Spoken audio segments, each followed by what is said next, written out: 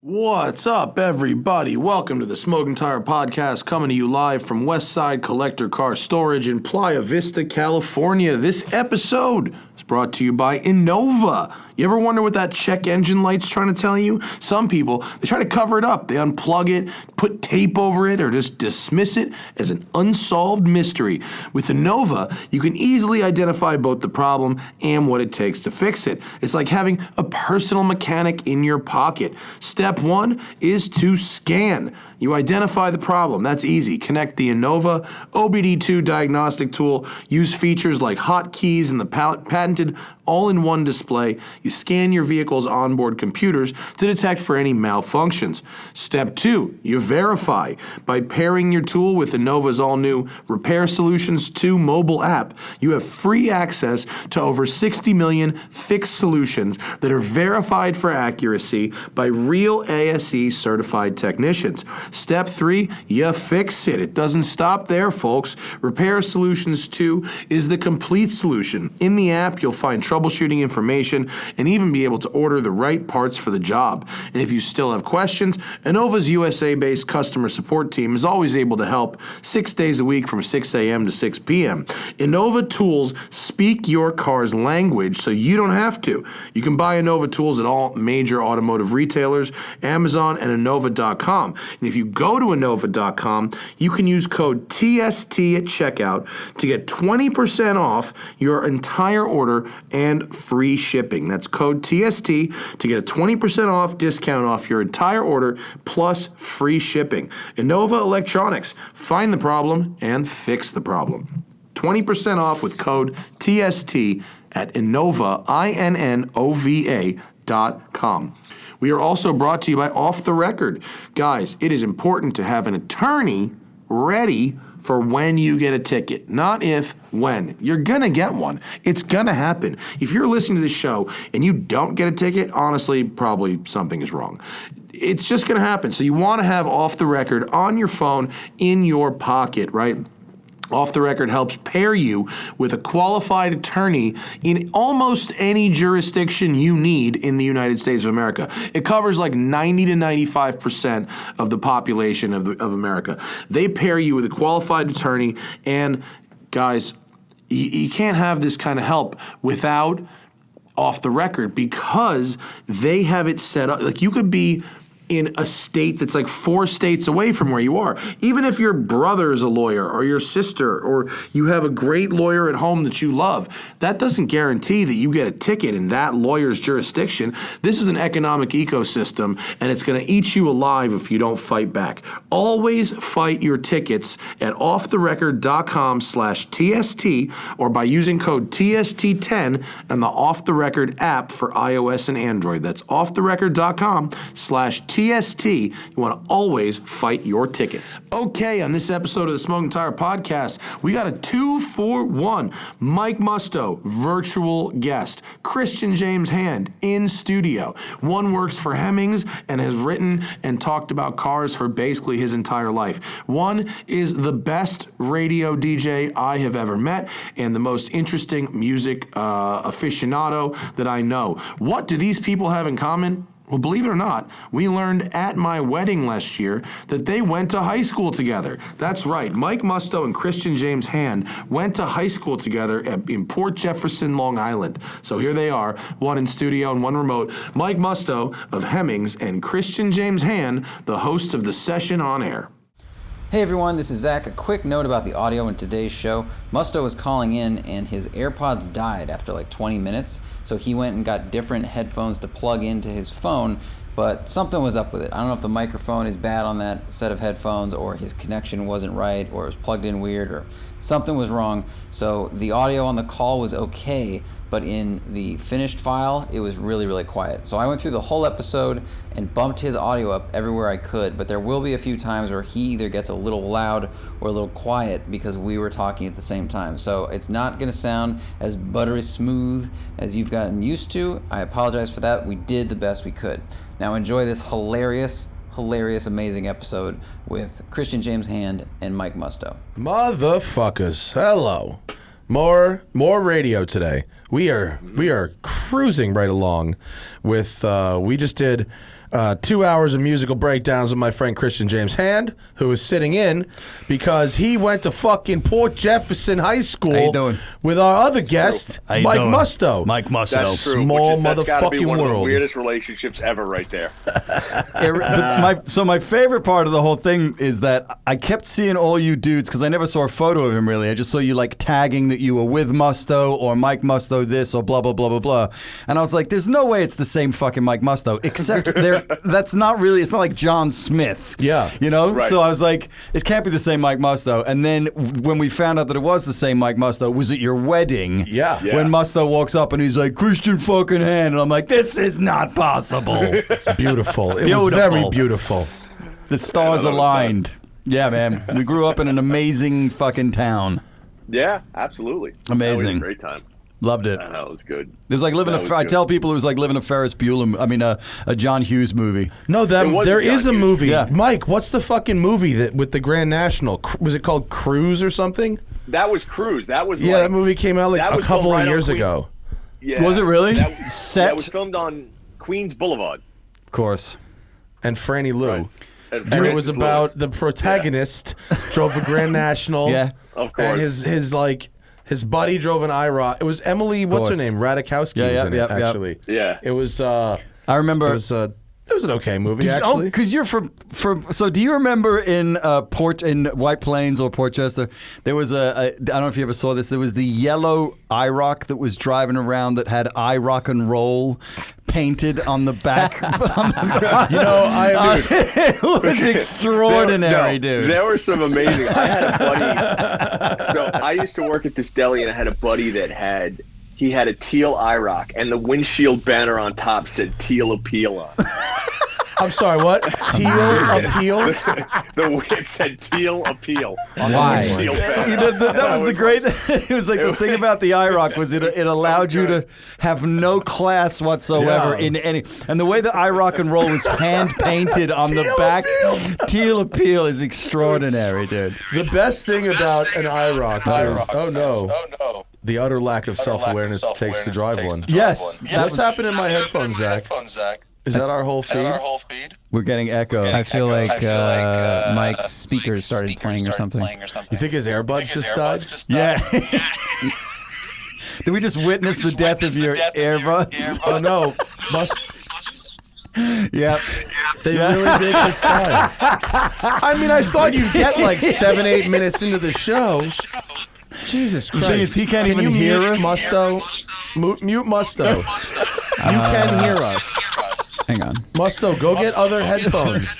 What's the international Go sign find- language? What's the sign for headphones? I muted Musto. Headphones. Odyssey, go get headphones. Head. Yes. There you go. He's got headphones. There you go. Maybe. We'll see. Jesus, motherfucker. Man, I tell you what, it's that kind of Friday, clearly. If IROCs, speaking of IROCs, are having a resurgence, people like Detroit Speed are building IROCs. They were a few years Great. behind the Fox bodies. The Fox bodies were there first, you're welcome. But the IROCs are a little bit behind. But, I mean, the joke writes itself, right? What do you drive? IROC. No, you don't. That's the whole, I mean, it's very easy. Well, you know what do you know what IROC stood for on Long Island? Oh, I'd love to. Is it racist? It's not racist. No. It's just Italians. It's Italian. Italians racing. Nope. No. Italians It's so close. running over children. Oh, that's close. That's good, but it's not quite there yet. It definitely is Italians. Italians Right, running right. Nope, over. No, no. it's not running over. Nope. That's a missed opportunity. Italians. It's Italian retard out cruising. Oh yeah, no, I did know that one. I actually did know that one. Yeah. So that was the. But now we can't say that anymore. No, so no. now it's Italians running over children. Yeah, I yeah, think is yeah. better. That's like the Yeah. radio edit of In that fact, particular. now that I think about the yellow IROC that had I Rock and Roll painted across the bottom, it was like the top bit of the trunk lid. Right. I believe that it was flanked on either side by Italian flags course it that was. were blowing in the breeze. You know what I'm saying? Like painted on? Yes, or painted- like, no, okay, not like dictator flag. That would have Okay. been even better. That would have been really the ideal. What were the what? Oh yeah, go ahead. No, I was gonna say the IROC had like those dope wheels though that had like Oh, you yeah, know they were the like blades. deep dish. Yeah, right? they're the blades. The blades, is that Bro, what they were like called? the Gillette Fusion razor. of the wheel world. The wheels. Yeah, and yeah. sometimes they had like a stripe that was the color of the body, and then other times it was just black, depending on what your particular part of Italy you came from. In hindsight, not so bad. No, I'm telling you. In hindsight, not so bad. That car was actually pretty fucking cool. Yeah. Do you know when that Camaro came out in '82? It was the third gen Camaro. They called it the Berlinetta. They were really trying to do like a Euro thing. Right. Love like it. before they put the wing on it or the wheels. Love it. This is a Berlinetta. This is the Berlinettas, right? It's like, we're from the old country, but this is the new country. That's why we got all the angles. But for real, I might have been, and I don't know if I'm making this up or not. I don't think I am. I think you could probably look it up. I think it was designed by Pininfarina. I think the third gen Camaro like an eye Berlinetta closed? was actually designed. If it wasn't Pininfarina, it was one of the like design houses attached like to. It might have been Bertoni, but I don't think so. I think it was Jerry Palmer. No, design third gen Camaro Jerry Palmer. Look up Camaro Berlinetta, and maybe that's maybe I was wrong. Maybe I did make it up. Camaro Berlinetta. It's not. I've warmed up to it. Like, it has kind of cool proportions, and when The stock car Starship form, they look Camaro? badass. Camaro from 79 to 86. I don't know. Man, I might have just made that up. Nelly Toledo. It's entirely. I mean, it is quite a name. entirely possible I have made it up. I don't know why I would have, but I don't know. I mean, I don't know. They're okay looking. I could have sworn it was designed by one of those design houses. Wasn't the Fiero? Didn't the Fiero have an Italian designer name attached to it?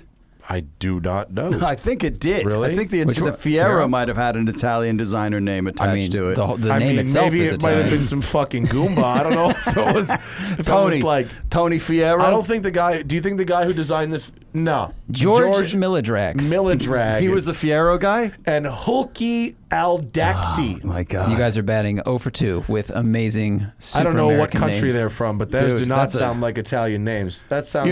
the design team of Miladrag and George Aldacty. You remember?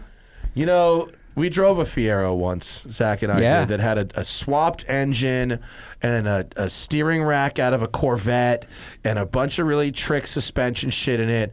And it drove really, really nice. Yeah, it had a fucking like chance of being awesome actually, pretty fast. Like if Pontiac had like actually spent the money to make that good, they could have. They could have. Yeah, it wasn't like DOA. It could have been was like the MR2 of its day. Oh yeah, 100%. 100%. Wow. Yeah, and the missed. dude who built it, pretty much. I don't know if he did it just because it was what was available and fit, or if it was because of some kind of ethos. I don't really remember, but all the parts he put on it were like from other GM cars of the same like period. So it came with this shit pile 4-cylinder, and he put in the Chevy Lumina Z34 Euro, which was a dual overhead cam V6 that made like 275 horsepower. It was In awful. a car that weighed the same as a shoebox. It was awful similar to like an NSX type engine, and then he put the Corvette steering rack in, and which is very, very sharp, and it was all GM shit. So Then you drove that other one. Do we know what happened to Musto? He said he's working on it. Oh, okay. Poor bastard. Santa lost his head. Hey, I'm back, how baby. you doing? I rock and roll. Hey, there he is, and he just pops up like a fucking Koopa Troopa. There he is. There he is. I know. I figured I went old school, so I was gonna have these work.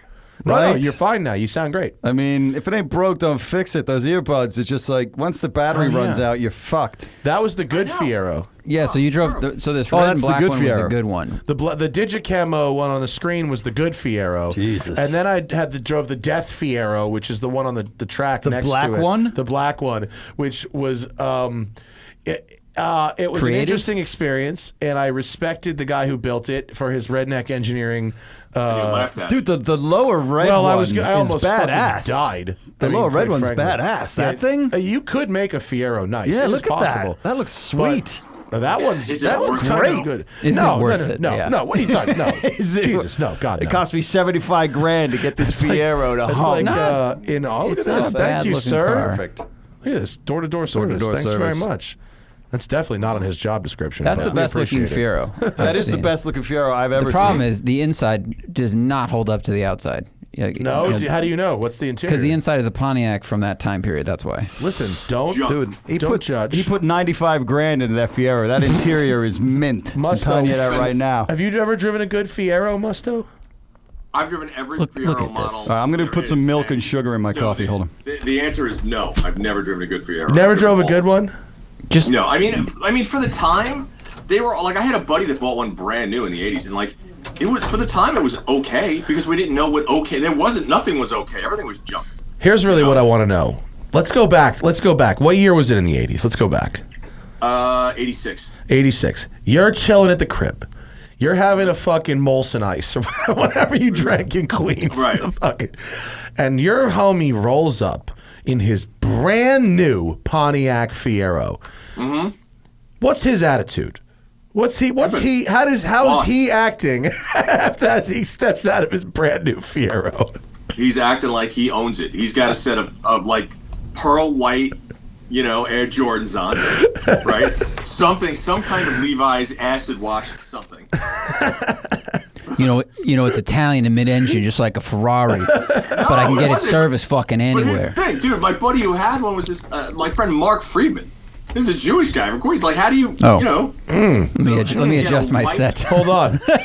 Zach needs to rewrite his material. So I love that I can get it serviced anywhere. It's much more convenient than if I had a Ferrari. The service costs are much lower. Service costs are much lower, and plus the depreciation on the Ferrari, I can invest the money into a new 2-story walk-up in Queens. So that's the Fiero. Man. Wow, and we're just looking at some photos. They went through really a range of steering wheel options too. They struggled to come up with a cohesive steering wheel treatment. But here's the thing: like a manual Fiero wasn't bad. Like back in the day, a manual Fiero was actually a fun little car. I mean, look at this. They weren't terrible. Yeah, no. Well, while you were gone, we were talking about this guy we met and filmed for Tuned back in the day, who put the Lumina Z34 motor in a Fiero and a Corvette steering rack, and then a set of like Olin shocks, and it was fucking fast and like really good. Yeah, they're not beyond hope is the thing. Oh no, it's just you're gonna put $40,000 in the car to make it a $6,000 car. Right. Look at the 1984 orange one with the engine with a giant blower sticking out the top. Yeah, that was a look for a while. They really, I don't know. I kind of miss that look, right? I kind of miss why does no one have their engine above their roof anymore? Nobody does that anymore. You and Zach were zygotes, but Christian and I were in the thick of the '80s. We remember. Oh yeah, I remember. There was some really hot shit. Was it Donna Maniscalco or somebody at our school had a Fiero, and it only made her hotter. Yeah, well, you know what I'm saying? Yeah, I mean, any girl that's all kind of attractive, and you put her in a good car, boom, it's like a plus 1.5 minimum. What were the cars at your high school that everyone thought were awesome, but you knew were terrible? Like in high school, we're all a little delusioned, but were there ones where you're like, someone's got a Granada or something, and it just sucks? You know what? I remember a kid named Jason Evers. Oh, of course. So he had a Ford Tempo that he had a fake cell phone holder in, and he painted.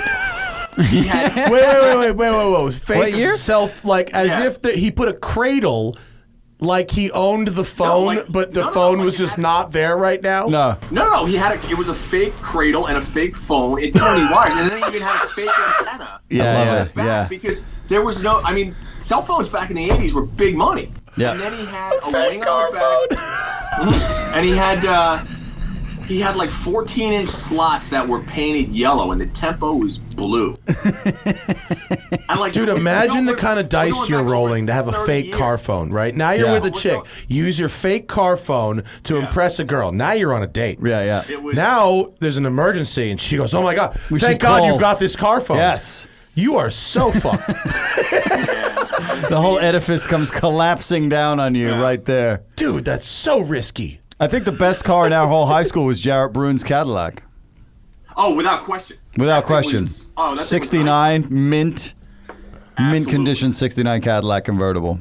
Epic. That's an amazing high school car. I didn't have a car. My dad refused to let me get a car, and I ended up basically, mooching off of my homies and then riding a lot of bicycles. And I didn't get my first car. Actually, I got asked a question the other day on another car podcast where.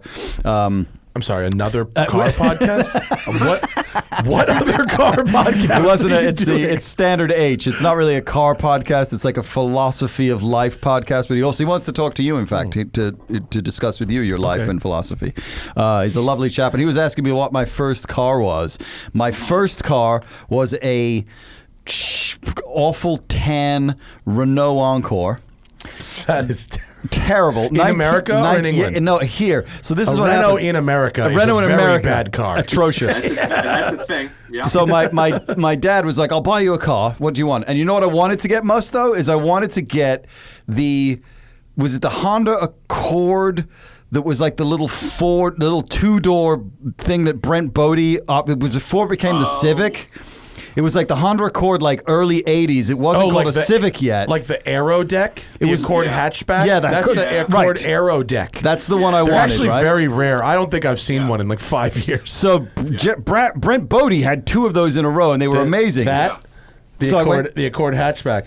No. Those things are fire, though, aren't they? It is fire. No, it was maybe it was the... Was it a Prelude? No. No, it was a two-door. So maybe it was the Civic that it looked like. Anyway, it wasn't the CRX. It was like pre that. It was a two-door, and it was CVCC, and it was great. Maybe try the CVCC. I mean, the ones that I really remember. Do you remember Drew Castellini? I remember the name. So Drew Castellini, this guy named Drew, he had a quad light Fox body Mustang with every body kit part you could put on it. He used to wear a black leather jacket with frills under the arms. I remember the frills. With the fringe?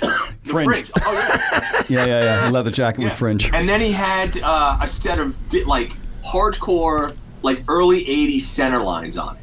And I always remember that for some reason, because it was the first car I think I've ever seen with a full-blown aftermarket body kit. I was like, what is this magical thing?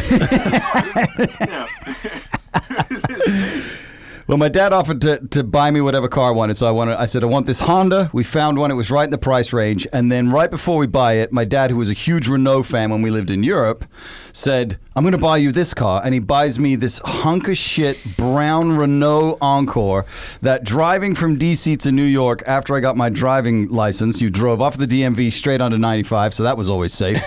And I come out of fourth, and the thing refuses to go into fifth. So I lose fifth gear the first day that I owned this thing. Was this a brand new car? Or No, it was a used. Okay. For, by the way, 3 times the budget that he'd given me to spend on the fucking Honda. I hold on to this thing for a year. I take it back down to D.C. I throw him the keys and I say, now you get rid of the fucking piece of shit. And that was when I bought myself my Honda CRX, which was the first car I bought with my own money. That car had 129,000 miles on it, and it got 70 to the gallon driving between New York and D.C., dude. And it still would if you had one right now. It was amazing. That car, and it didn't have any back seats, so that was where you put your kicker box. Are you kidding me? That's what that was for. You know, it was amazing. We did fucking 20 minutes on bazooka tubes last week. Larry and me back in the day, Mike, had the bazooka tubes in the Mustangs. Yeah, you know they still make. You can still buy a bazooka tube. Yeah, they're still amazing. Make that. Are they good? No. Oh, they're fucking terrible. It's called a bazooka tube for a reason. I mean, it could be good. I don't know. It might be good. When you're in high school, it's good. Yeah, or a freshman in college. So that was my first. That was the first car I bought myself. Was that thing? Which Zach, I loved. when you were in high school, what were the dopest cars that people drove? I was in the muscle car club. So there's a kid who had a 66 Nova that was I think his parents bought it for him because it had a crate engine. So he had an engine that worked. Yeah. And all of us were very impressed. We're like, wow, you don't have to work on it or nothing. Yeah. He's like, no, I just turn it on and it turns on. We're like, wow, and it's real fast. He's like, yeah, it's pretty good. We're like, wow. So how many water pumps have you got? He's like, none. Like, wow. That's pretty good. That was the coolest thing. And I think it was that and Tacoma trucks. If someone had a Tacoma, regardless of mileage, that was it. That was the cool thing. Oh yeah, because they're so fucking expensive even back then. Yeah, I remember looking at the Auto Guide or whatever, and it was 250,000 miles, $8,000 in '97. I was Wow. like, Yeah. what? Right. I just was browsing Cars and Bids, Doug's site, which I have added to my roster of sites to browse, and they just sold a 100,000-mile 2013 Land Cruiser for $32,000. What? Dude, shit doesn't make sense. It Yeah. makes. But you know who else had a great car, Musto, was Joe Caslow had the blue and black Renegade with the yes. the round headlights, 1986. Yeah. That's That right. is I remember that. with the big. It had dope, the chrome rims, and it had like good BF Goodrich tires on it. Weren't like small. It was Yep. one of the most balanced looking vehicles of all time, man. I loved that. I still covet that. Like that's the when I know I've made it is when I've got one of those in the garage stored here. And That'd be a and great Venice car. great Venice car. Venice car, yeah. And 86 was probably the last year of the round headlights Yes. before they went square. Exactly. Yeah. Yep. Right. And they still had, like, the problem with the new ones is the dimensions don't look right. Even though the headlights are round, the rest of the old school, dimensions like, are fucked. 70s and 80s ones were Amazing. We've got a Gladiator coming in a couple weeks. Oh, if you'd like nice. to go off-roading. Yeah, let's That'll do be it. 80. We have $60,000, $70,000. at least probably 70, yeah. Dude, they're so But this expensive. one on next Thursday, Mike, we've got the Defender 110 and the off-road spec Mercedes G550 at the same time. So Oh, we've nice, got okay. we do a little wheeling. Let's do it. Well, wait till you get that TRX. That's a. Oh, is that the thing you just God. had? Did you ever go in that? Oh, did you go man. drive it? Dude, You did. I beat that thing like it owed me money. All right, what's your TRX take? So, obviously, stupid fast. I mean, I jumped it without exaggeration at about 90 over these jumps, and nothing broke.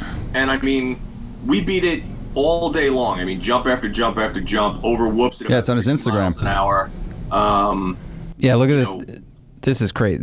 Mike, is this you driving in your video? Yeah. So this is full tilt. This is Oh, probably boy. at about 85 miles an hour, just launching it.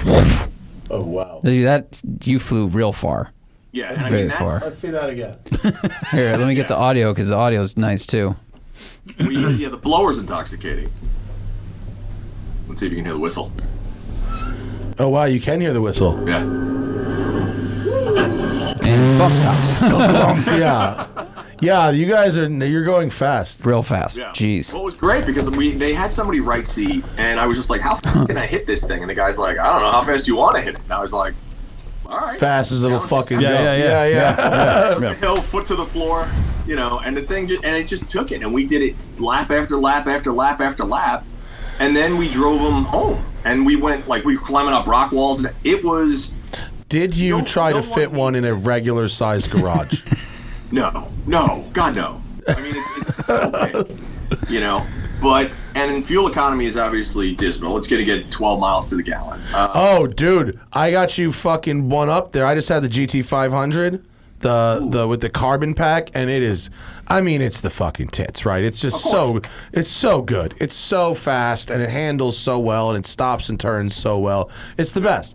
But I drove it just, commuting between my house and the shop and around LA for like 3 days before I took it out to the track, and I went through a tank in city streets in 100 miles. I got like 6 miles per gallon. That sounds about right. Dude, It was that's Wagoneer horrible. mileage right there. I owned. That's not like beating on it, dude. That's literally like regular driving. Throw it in D and go to the grocery store driving. I had a Mustang GT a few years back just because I was like I wanted to have at least one big silly car in my life. Sure. And I drove to Vegas, and it was the only car I'd ever been in where I watched the needle go down as I drove. I'd never had that experience before. And then I watched a special where a polar bear swims for 1 million miles and eventually crawls out onto the surface, and then the only thing it can do to try to eat is to go after the only natural predator it has. So it goes after a walrus, and the walrus just decimates the fucking polar bear. And I took the Mustang to the Toyota dealership, and I was like, I need to get a Prius. And I gave the guy the fucking. And this was I literally had the GT for 6 months. The guy comes over to me, the salesman, and he goes, "Listen, I'm not supposed to say this to you." But this is the worst deal I think I've ever brokered. This is the most this is the most expensive base Prius on the world. And I looked at him. I said, I can't kill any more fucking polar bears, man. He was like, I don't understand what you're saying, but okay. So I bought a Prius that was costing me like $500 a month for a base Prius because the guilt of killing polar bears was too much because the fucking Mustang got like 10 miles to the gallon. Oh my God. It was terrible. Like, what you walk into like my garage or Matt's garage, you're probably like, you guys are killing everybody. I mean, Oh, you're the worst. bro, all you might my as well cars just go were hit them. here for 30 years before I got here. Like, no. Well, I That's kinda not feel true. that Before way, I bought too. them. What does the Countach get? Fuel economy? Yeah. Probably not I that don't know. It's terrible, but it's but it's impossible to know because it's impossible to fill it. You can't actually no, and that's it's true because so it's got these dual fuel tanks, Right. one each side, and a crossover pipe between them. So you fill it until it clicks, and then you wait. And some fuel goes to the other side. You don't know how much or how long it takes, but like certainly some. And Sure. then you fill A it little bit again, more and it clicks. right? And then some more goes, Right. and you wait 5 more minutes, and you do it again. And I've done that 3 or 4 times, and every time more just keeps going in. And then what happens is eventually I get bored and I decide, okay, we have That's enough enough. fuel. And then I start driving and it's on full. And I take like one high G loaded corner and it goes down to half and then it just stays there. That's every And so car I you use, can't because all the gas tell you how went much. to the right. Yeah, I don't. The Wow. bottom line is like, What's your guess? I don't know, Conservatively. 7, Yeah, I was gonna 8? say, yeah, it's okay. like horrible. It's horrible. Yeah, what's the worst that you've got, Musto, out of your stable of gas guzzling fucking nightmares for the environment? It's my wife's Wagoneer. I was going to say the Wagoneer. Oh, Yeah, it gets 6. But the Wagoneer is probably worse than the Countach. The Wagoneer is basically like a factory that someone bolted wheels to. Like, I drove it. Yeah. I was like, why is this so slow, but so loud? And then Musto's like, yeah, it gets 6 miles per gallon. I was like, what do you do with this? He's like, oh, Ace drives it around. Like, to where? Between gas stations? So Like we the live- Delica we have is slow and loud, but it gets like 27 miles Yeah. per gallon. Yeah, this So is I just as slow. I live 32 miles from Sonoma Raceway. If I go to Sonoma Raceway and back, I will have burned 3/4 of the Oh, my God. the total of 64 miles. You're just like, oh, That's absolutely ridiculous. That's bananas. No, I drove to Santa Barbara from LA on what I believe to be about a half a tank in the Countach, and it was all right. That's pretty good. I mean, Yeah, it's it's not fine. great. No, it's fine. Yeah. Once you're on the highway, Yeah, right. it's fine. Right. It's like it's like light to light. It's like a Yeah, nightmare. no, it's a nightmare. The Safari, even despite the big tires and shit, gets like 22, 23 on the highway, and because it has the endurance tank, the optional big fuel tank that Porsche did to go Sure, racing, sure.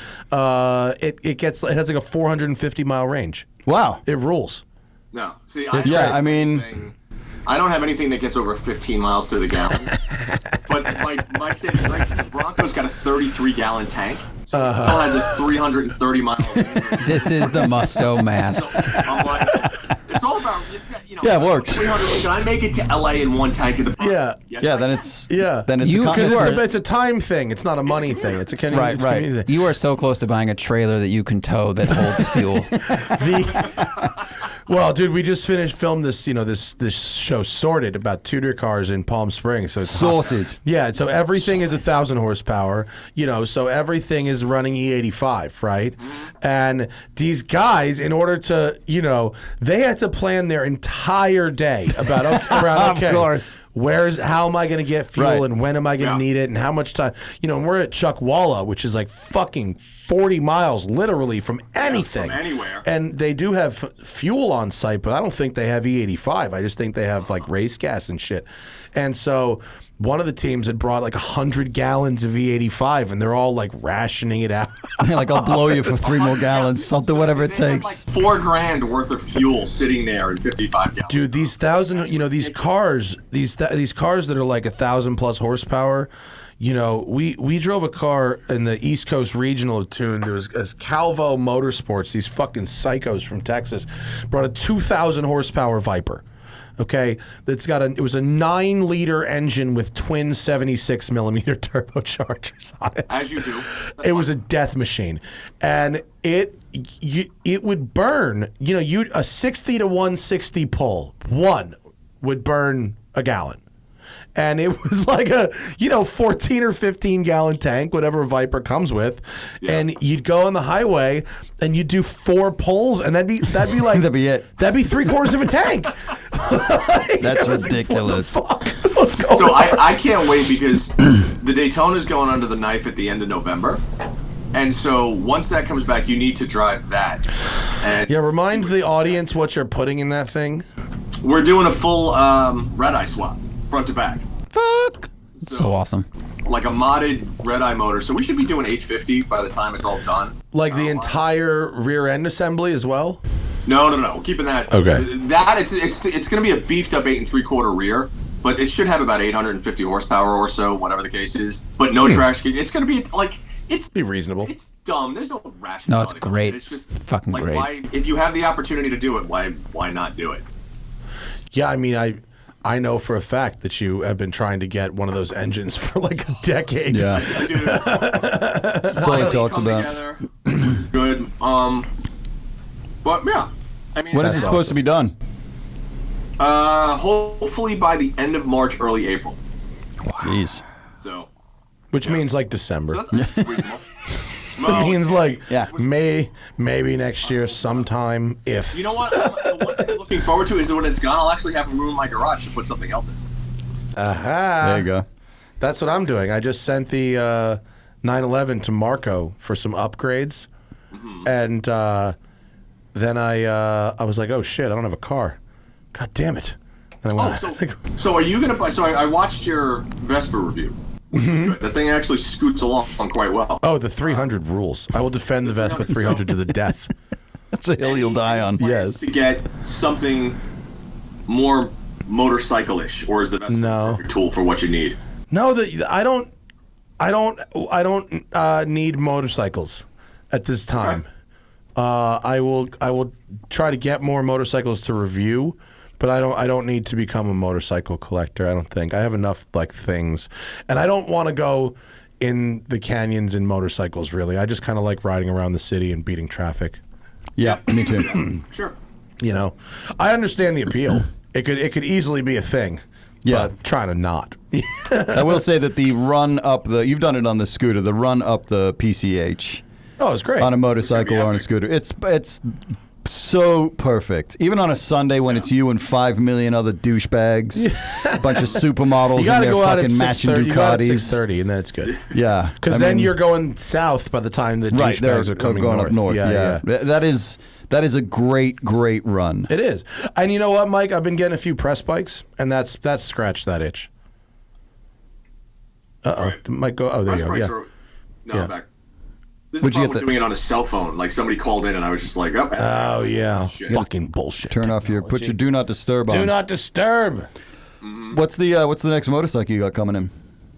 A Ducati Scrambler 1100 Oh, nice. Pro. I like the Scrambler. Oh, that'd be Yeah. cool. Yeah, those are cool. Exciting. And Yeah. possibly an Aprilia, because now our friend Corey Burns Corey's got the is got the Aprilia account. Corey's like, I'll get you an Aprilia, but only if you take like the 250 horsepower like death machine one. I was like, Wow. Can I have like a regular one? And he's like, I really want you to ride the fucking 7,000 death race fucking MotoGP. And I was like, you got something with like an upright right? Yeah. But that was like, I was when I sold my bike like 3 weeks ago, which is heartbreaking. But I had a 250 Suzuki. That had been modded and turned into like a really cool little like bobber-esque kind of thing. It was great. Loved it. Your bike was cool as hell. It was so cool, and it was like the perfect first bike. So one of the guys who is a fan of my radio show runs the track day up at Buttonwillow McKittrick, and he's like, "Dude, come on up and do a track day. Have you ever done one?" I'm like, "Nah, man, that sounds like fun." So I go up. Your bike? No. Okay. So I go up, and they have provided me. I was like, what? They've provided me with like an 1100 Yamaha fucking race bike that is like nothing. I've never ridden anything like this. So I get on this bike and I just insert the seat into your rectum. That's the proper seat. I twist the fucking hand, and it goes wham, and immediately I'm doing 25,000 million RPMs. And the guy's like, if you need to get some practice under you, he's like, just go into the back of the paddock and just run up and down a little bit. And I'm on this bike, and I'm like, my internal monologue is like, hand, you fucking moron. What have you done? Like, you can't undo this. I get out onto the track. It's, by the way, if you've never done a track day on a motorcycle, it's the greatest thing ever. And I get out onto this thing, and I go around the first bend, go around the second bend, and the guy in front of me goes ass over tea kettle straight off the track. And I was like, oh, this is real. Like, this is not, there's no imagination involved in this whatsoever. But I'll tell you what, a track day, like getting to do 110, like I got it up to 110 miles an hour, which was more than enough. Yeah, second gear, more than enough for this guy, but was an extraordinary experience, man. Like, if you're a motorcycle rider, pay for a track day because it's unlike any other experience I've ever had. Like, supreme. I would imagine kind of like jumping out of an airplane. Which I would never do. I would say do a school, too. Like Sam Smith just did the BMW BMW fuck that. Just go out there like I did. Just go it. out there fucking tight pants. Get on 1100. YOLO. Yeah. I think, anyone who thinks we live in a simulator, that thought evaporates when you watch someone fly off a motorcycle in front of you. You're like, no, this is real life. It was like legit. I was like, oh, fuck, this shit is real, hand. I was like, oh, my God.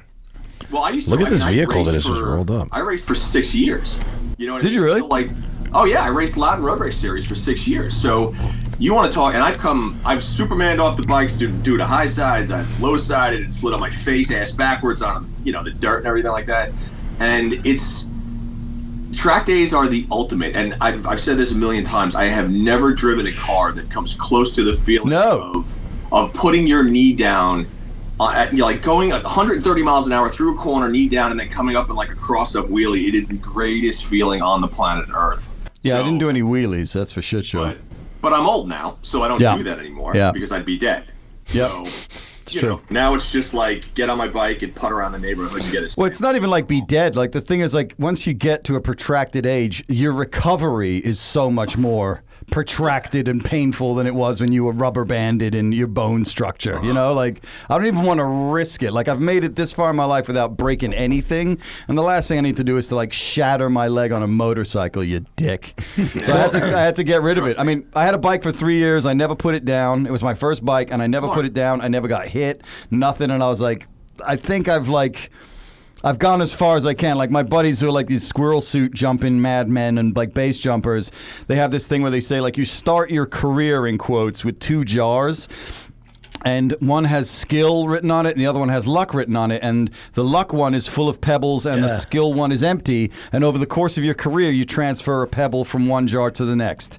And you'll get to a point where your skill and your luck jar are both equal. And then the luck jar starts to go down as the skill jar goes up. Ooh, yeah. And your obligation to yourself is to know when to back out right before you take that last pebble out. Yeah, that's a good point, because your threshold for everything goes higher and higher, and you keep you got to chase that dragon. And it gets gnarlier. And you're flying through holes in walls in China, and you're like, on the wingsuit, you're like, I got this. Dude, he did know when to fold him, bro. A trip, exactly. He did a trip to South Africa where 3 of the 10 dudes got killed in one trip. Whoa. 2 of them on the same electrical cables.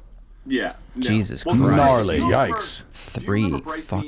Of course, I was about to say Bryce Bean. Yeah, so Bryce. What happened to Bryce Bean? So we had a friend in high school named Bryce Bean, and Bryce went into the service. He was like a power trooper. Bryce was that guy that he was just good at everything. It was really annoying. Everything. And we were on our bikes one day, and we were going into Manhattan, and we were stopped. We were in traffic, and we were on the 59th Street Bridge. Okay, all of a sudden we hear blah blah blah, right through traffic, splitting lanes on one fucking wheel. Okay. And we were like, what, you gotta be kidding. Like, I haven't seen anybody do that in California. And meanwhile, this guy does it on a whim. And, I think some people just have that kind of natural talent to do stuff like that. I was not one of them. I thought this story was going to end with this dude dying. I know. No. Thank God. I thought you were going to tell me Bryce Bean died. I love Bryce Bean. He was I just love his name. Right? Great fucking name. It's a racing driver's name. Bryce Bean. motorcycle racer's name. And he was the guy who, like, he was the best skater out of all of us. Like, but he also spent a majority of his high school career with at least one broken limb. You know, he was like that dude. Guy? Yeah. Right. I remember hanging out. This is like a name drop, but it just was what happened. I was hanging out with Tony Hawk when I was on the radio on Sirius, and we were chilling at his ramp, and we were just talking, and then we were talking about the Bones Brigade and shit. And he was like, oh, did you skate? And I was like, yeah, I skated a little bit in high school. And he was like, well, why'd you stop? And I said, well, I came off and I like scraped my knee. And I was like, yeah. I was like, yeah, I'm over that shit. And he goes, yeah, he's like, there's a moment that separates the skaters from the non-skaters. And it's usually the first time you see your bones sticking out of your skin and you look at it and you say one of two things. I'm never skating again, or the minute that fucking heals, I got to land that trick. Yeah. And it was like, that's when you make the decision. Yeah, Matt Hoffman had his own suture kit that he traveled with because he got tired of going to the hospital for basic stitches. Of course, yeah. And so, and they got footage of it in a documentary about him. And he, smashes himself. He sutures himself, no anesthetic. That's ridiculous. He's one of those people. Hey, listen. So you know how today's radio schedule is all run very late. Well, one of my neighbors in Venice, I guess his brother's like a big fan, and I promised that I would give him a tour of the facility. And because we're late, they're over there. Can I leave the three of you to be entertaining for like 8 to 10 minutes while I give this person the attention that I promised him for like 3 times over the last week? Yeah, seems fair. Seems fair. All right, I'm sorry to do that. And audience, I'm sure you'll fucking survive. Yeah. It's actually the first time in almost 600 episodes I've ever done this, but I'm a fucking business owner and I'm at work, so here we go. Bye. You are. That's right. Not a problem. So what are we going to talk about now that Matt's gone? Wait. All right. All right. Ready? Everybody hide. Everybody hide. When he comes back in, we'll jump out and surprise him. When he comes back, it'll be like the Mari Celeste of podcasts. It's like, holy shit, where'd everybody go? Let's switch the engines in the Ferrari and the Lamborghini real quick. We'll all switch places and then pretend that we're the other person. Like, what are you talking about, man? Switch clothes. Let's switch clothes and shit. So, Mike Musto. Go ahead. Well, I was going to say, like, what are your memories of Port Jefferson? I mean, Port Jeff was great. Now, for those who don't know, Port Jeff is on the North Shore of Long Island. About, would you say it's 3/4 of the way out, maybe a little less? Yes, definitely. Right? It's in the latter quarters for sure. Yeah, I think you said it the best. It is a town out of a John Hughes movie. Yeah. Perfect little high school, perfect little village town. When we were kids, because of no internet and stuff, like we would go out and like ride our bike. We'd go to like the peach farm and get kegs and go out there and kind of hang out. Like it was a John Hughes movie, and it was an amazing place to spend part of your young life. It was just for sure incredible, because then like going to school and then going to work back in Manhattan, like and then moving back into Queens and Brooklyn. It's like what a kick in the balls that was. Yeah, right? man. Yeah, I mean, I moved there from like I always tell people like the easiest way to see the England that I left is to watch the remake of Tinker Tailor Soldier Spy, because it's all like those muted browns and grays and fucking tans, and then I step off the plane into like the bright neon 80s of Port Jefferson, and like Dean Maniscalco, was that his name? Whose dad owned the pharmacy, and then there was the fucking we had a video arcade, dude. We did, and in the Harbor Square Mall. The Harbor Square Mall, and like our friends were lifeguards at the local beaches. It was unbelievable, man. Wow. Oh, dude, I'm telling you, it was one really rich guy. You remember Adam Allen? Of course. So Adam Allen, his father drove a 328 GTB, and he lived like down the street. And he was the only guy in the whole town with a Ferrari, and everybody was like, "Yeah, he must be really rich." Yeah, and there were really rich people there, like to the point where the Port Jeff itself was a harbor town, but it was at the bottom of 3 big hills. Yeah. And there was one that came from Port Jeff Station, one that came from Setauket, and then the other one that came from Belterre. And Belterre was where like Billy Joel had a summer house in Belterre. Mm-hmm. So it was even like, and Port Jeff Station was where the poor people lived, and then the middle class lived on the other side where my parents lived. And it was like it was such a fuck. Do you remember when somebody spray painted "Save Ferris" on the fucking driveway of the high school? And I was like, okay, we have at this point transcended into life-reflecting art or imitating art at way too great a fucking... But it was such an amazing... I was so grateful for those years, man. It was an unbelievable place. And then it even had, like, the small-town America, a dark underbelly where the fucking... Remember the GMC dealership was running fake fucking leasing?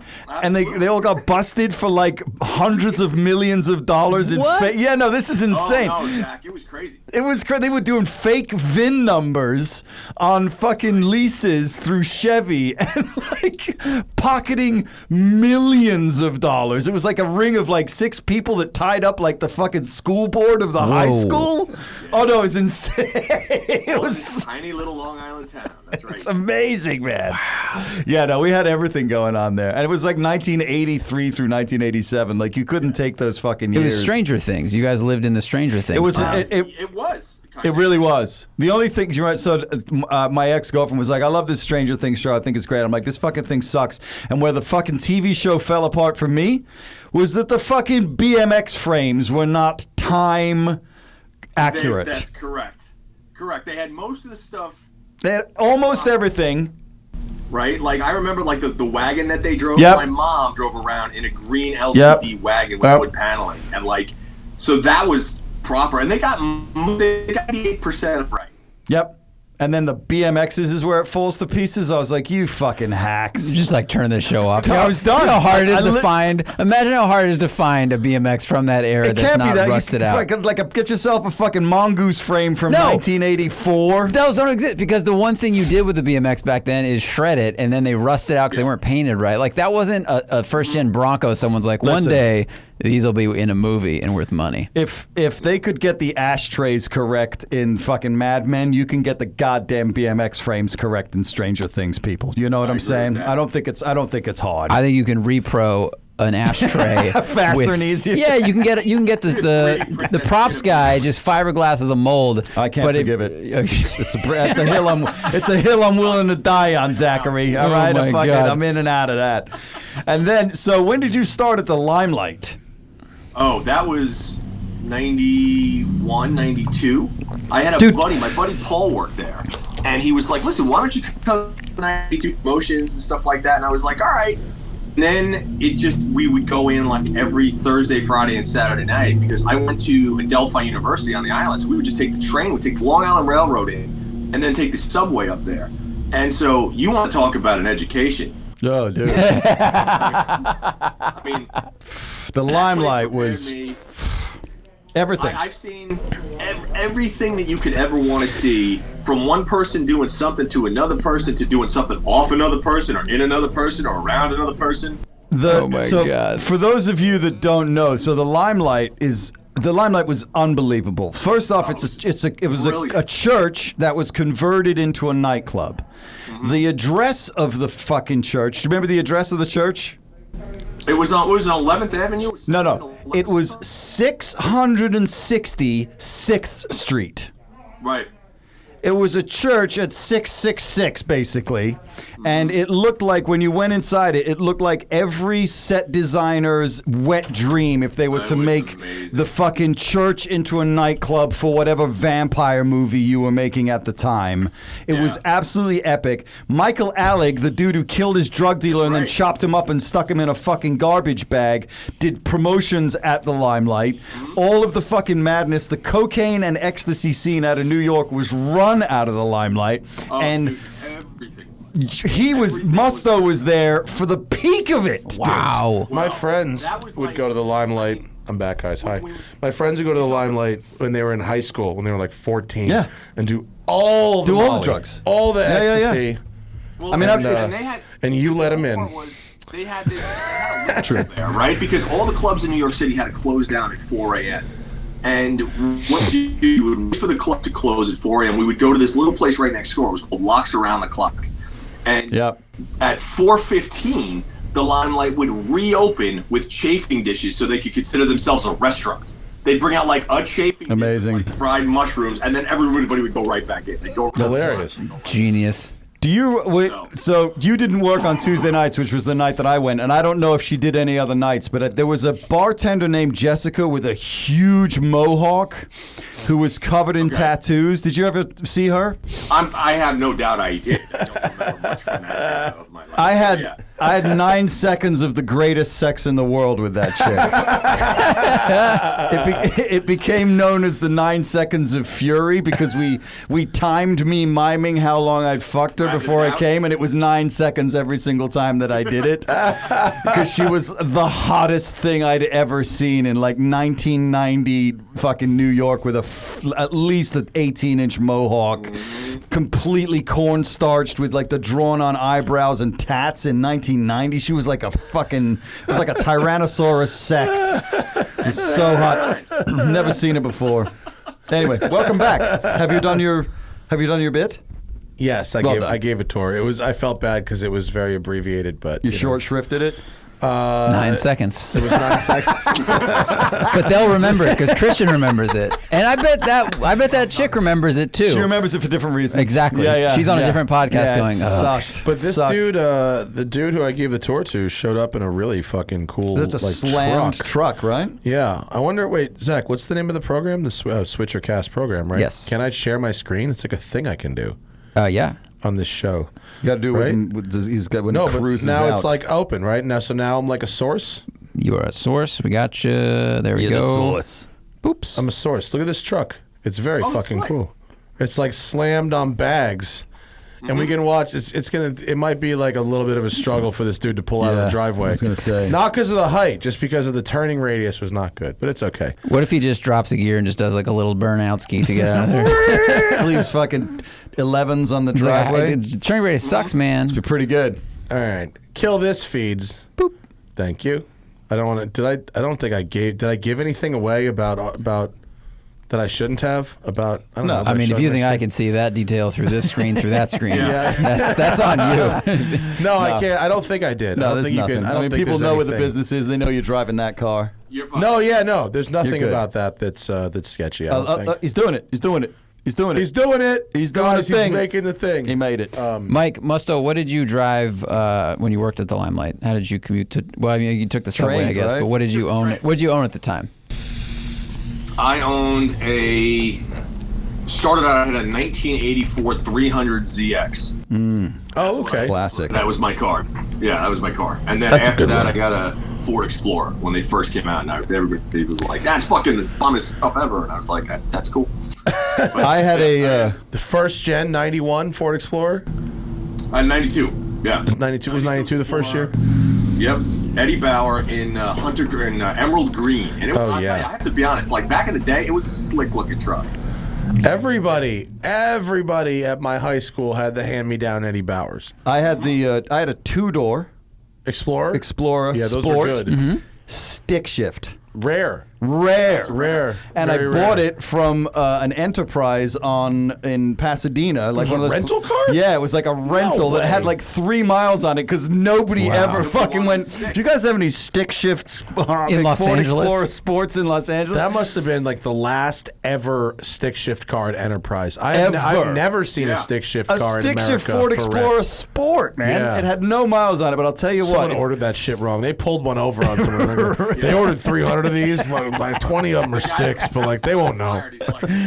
Yeah, all right, which one of you idiots bought the 20 stick shift? I'll tell you right, the worst experience you can have is a hill start on La Cienega and Sunset in a Ford yeah. Explorer Sport 5-speed. Because you got dude. no handbrake. You got It's no a foot- handbrake. It's a foot brake. Yeah. Dude, a hill start on that thing. I got so fucking good at hill starts. You could get to the point where you just balanced it and it held Just like a ride it hill out. brake. And the clutch is just going, oh God, no. Did it have the God, hand no. pull release for the Oh, e-brake? God, no. Yeah. I learned how to do that in my dad's Scout. It was like you put the foot brake on, but then you have to like slip the clutch and pull the thing at the same time. No, that's what you but were then doing? you do a burnout. Wait, but was it a pull release or click on, click off? Pull release. Okay, so that's better. At least Right. you do Right, that. right, Some right, of them are right. click on, click Oh, no, off. you're right. No, it was. It was like you put it back down to the floor and then Right. it snapped Then back you up can't do again. that. Right now, You so were you can't. It's not like you can heel toe the clutch Nope. and the parking brake. No. If you could, like, that would be G. This as is why you fuck. should always carry a cane.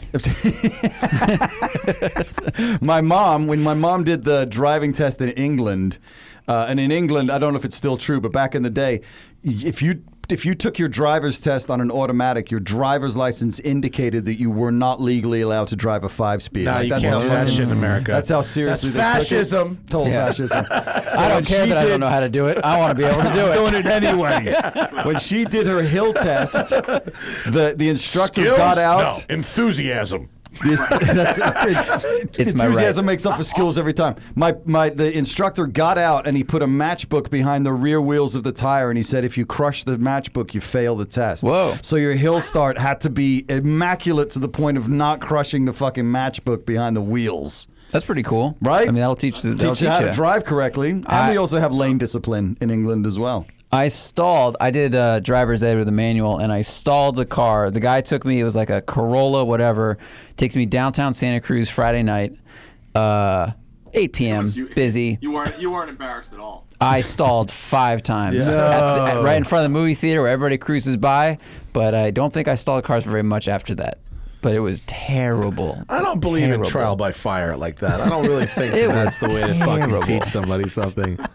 That's how you scare someone out of doing some shit forever. Then I bought a muscle car and I was like, can't stall this shit. Just idle away. I took my test on a 5-speed, but my dad was like refused to teach me how to drive because he knew it would end up in one of us killing the other one.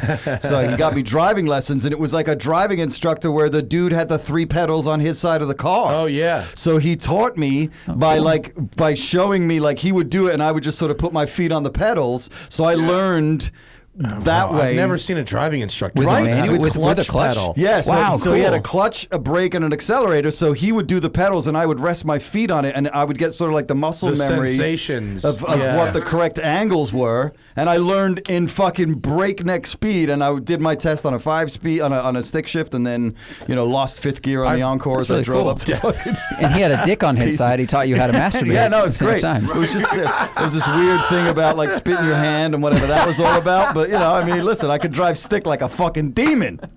I could also give you a hand job while I'm driving. It got too real with It's that. amazing. Yeah. No, our mandated high school driving instructor had a Ford Taurus that just had a brake on that side. Oh, okay, that makes sense. Yeah, that's all it had. Yeah, this dude had all 3 pedals, which I have never ever crazy. even imagined. That's really cool. One of my friends in college had the Ford Taurus SHO. Uh-huh. That thing fucking flew, Yeah, they were great. dude. That thing was gnarly. Yamaha designed V6. Is that what that was? Yeah. Is there like a resale market on those things? Oh, yeah, there's a collector They're market. collectors now? Mike says Mike's no. like, no. And the reason I know this is we just had one up for auction. And it was a 34,000 mile original. It was perfect. There wasn't the seats weren't even creased. Yeah. I think it went up to like $8,200. How much? How much? I mean, $8,200. No. Yeah, but like honestly though, that's like 8 times the value of any other Ford Taurus of the period, That's even true. with That's 30,000 true. miles on it. That's true. But I mean, there's still it would make somebody for $8,000 one of the best daily drivers ever. I mean, it's super comfortable. It's fast enough. Yeah. It's fun. What about the what was the Caprice one that was like the fancy Caprice?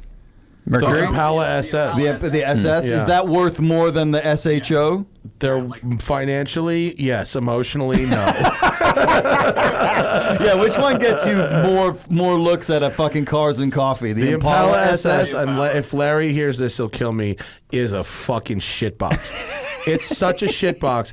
It's such a shitbox that Jonathan Ward was hired to unshitbox one at Icon. No, he did, but it cost $1 million. No. Yes, it did. He built and sold or he was commissioned to build the goal was Right.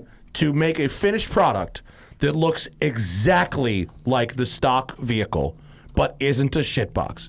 That was the goal. And it cost $1 million. Get the fuck outta here. 1,000% yes. That's where is it? That's it, right there.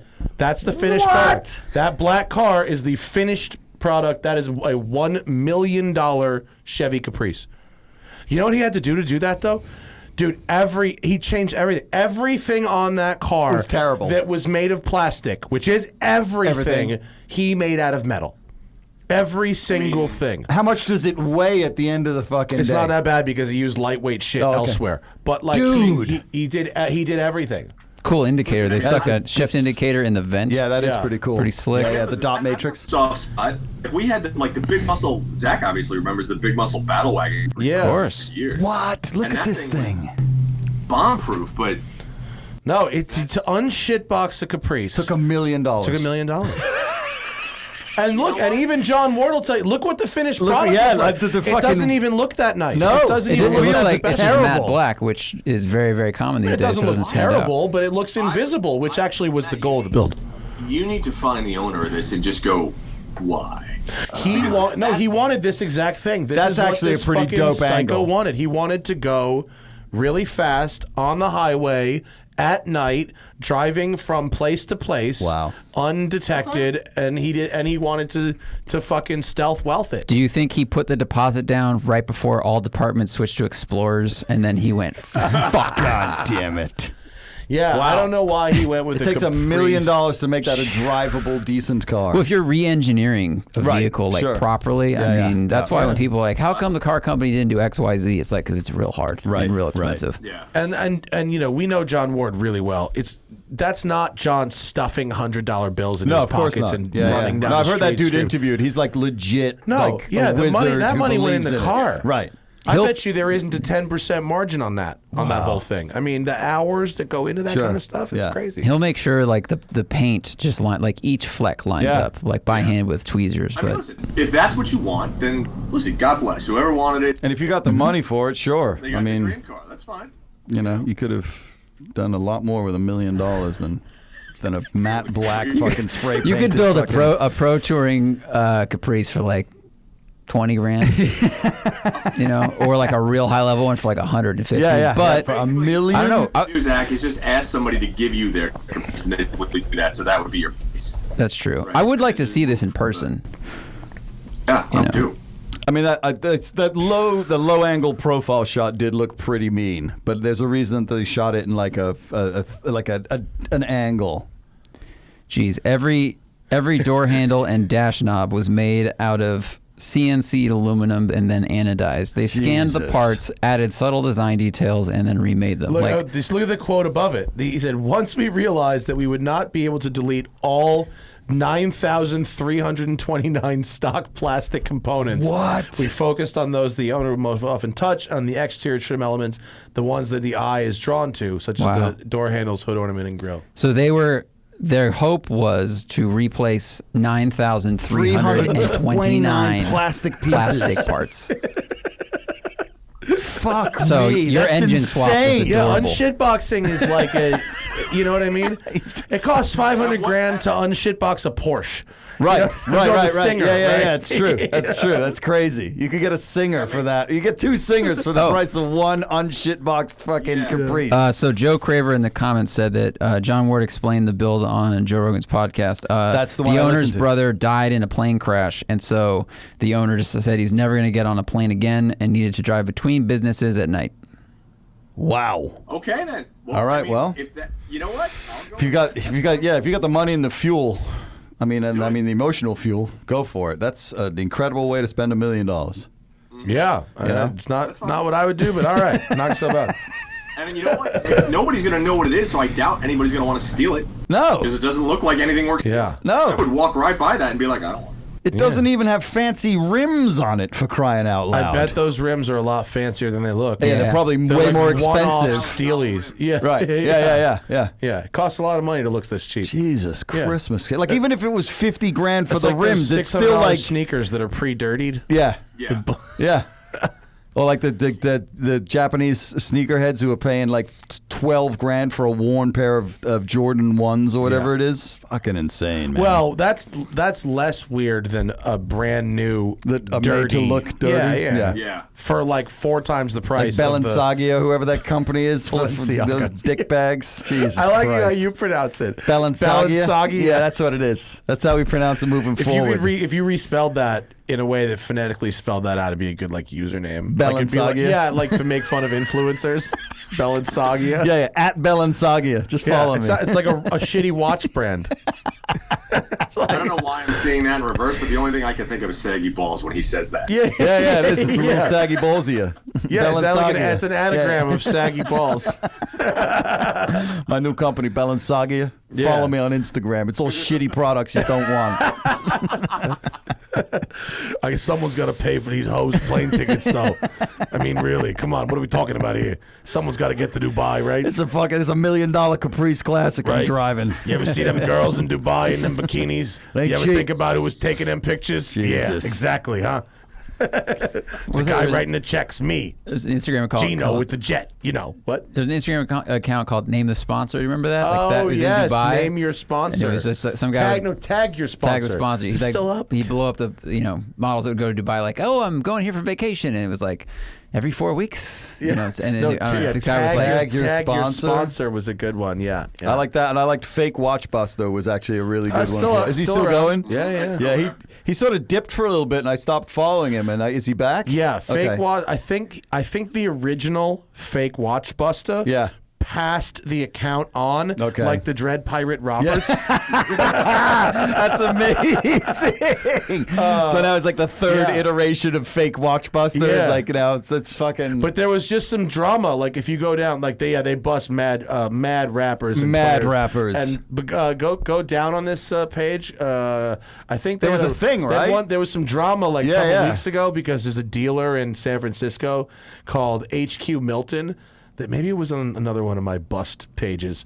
There was a dealer that was selling a Daytona for a lot of money that turned out to be fake. No and, way. And fake watch buster busted him, and it was No. and he had to take it down and be like, sorry, we'll fucking scrutinize our shit a Oh, little yeah, bit. Wow. but I tell you what, dude, the fucking I guy recommend this knows account. his shit. Yeah, It's yeah. so crazy. Like when he was busting, however you pronounce that fucking awful Audemars Piguet or whatever the fuck those stupid things are called. Audemars Piguet? Yeah, those ones. I have one of those. I know love you it. do. This is a really expensive watch. It's an awesome watch. But he would go into it and like be able to nail how the cuts were wrong on the way that the circles were against the numbers. Like it was insane how much this dude knows. Not only what he knows, but what he can pull from a photo. I mean, it's like Yeah, like an I can Instagram see post. that this is just the wrong Right. The size, and 6 it's isn't like, the right what? thickness of the lettering Yeah, on it. It was yeah. crazy, man. I've stopped complimenting people's watches at car shows because I complimented someone's watch once, and then my friend Spike came out to me and he was like, "Hey man, just That's so a you know, fakie." that's a fucking fraud. No. That's a Fraudemars that he's wearing. is Oh, what we very call clever. it.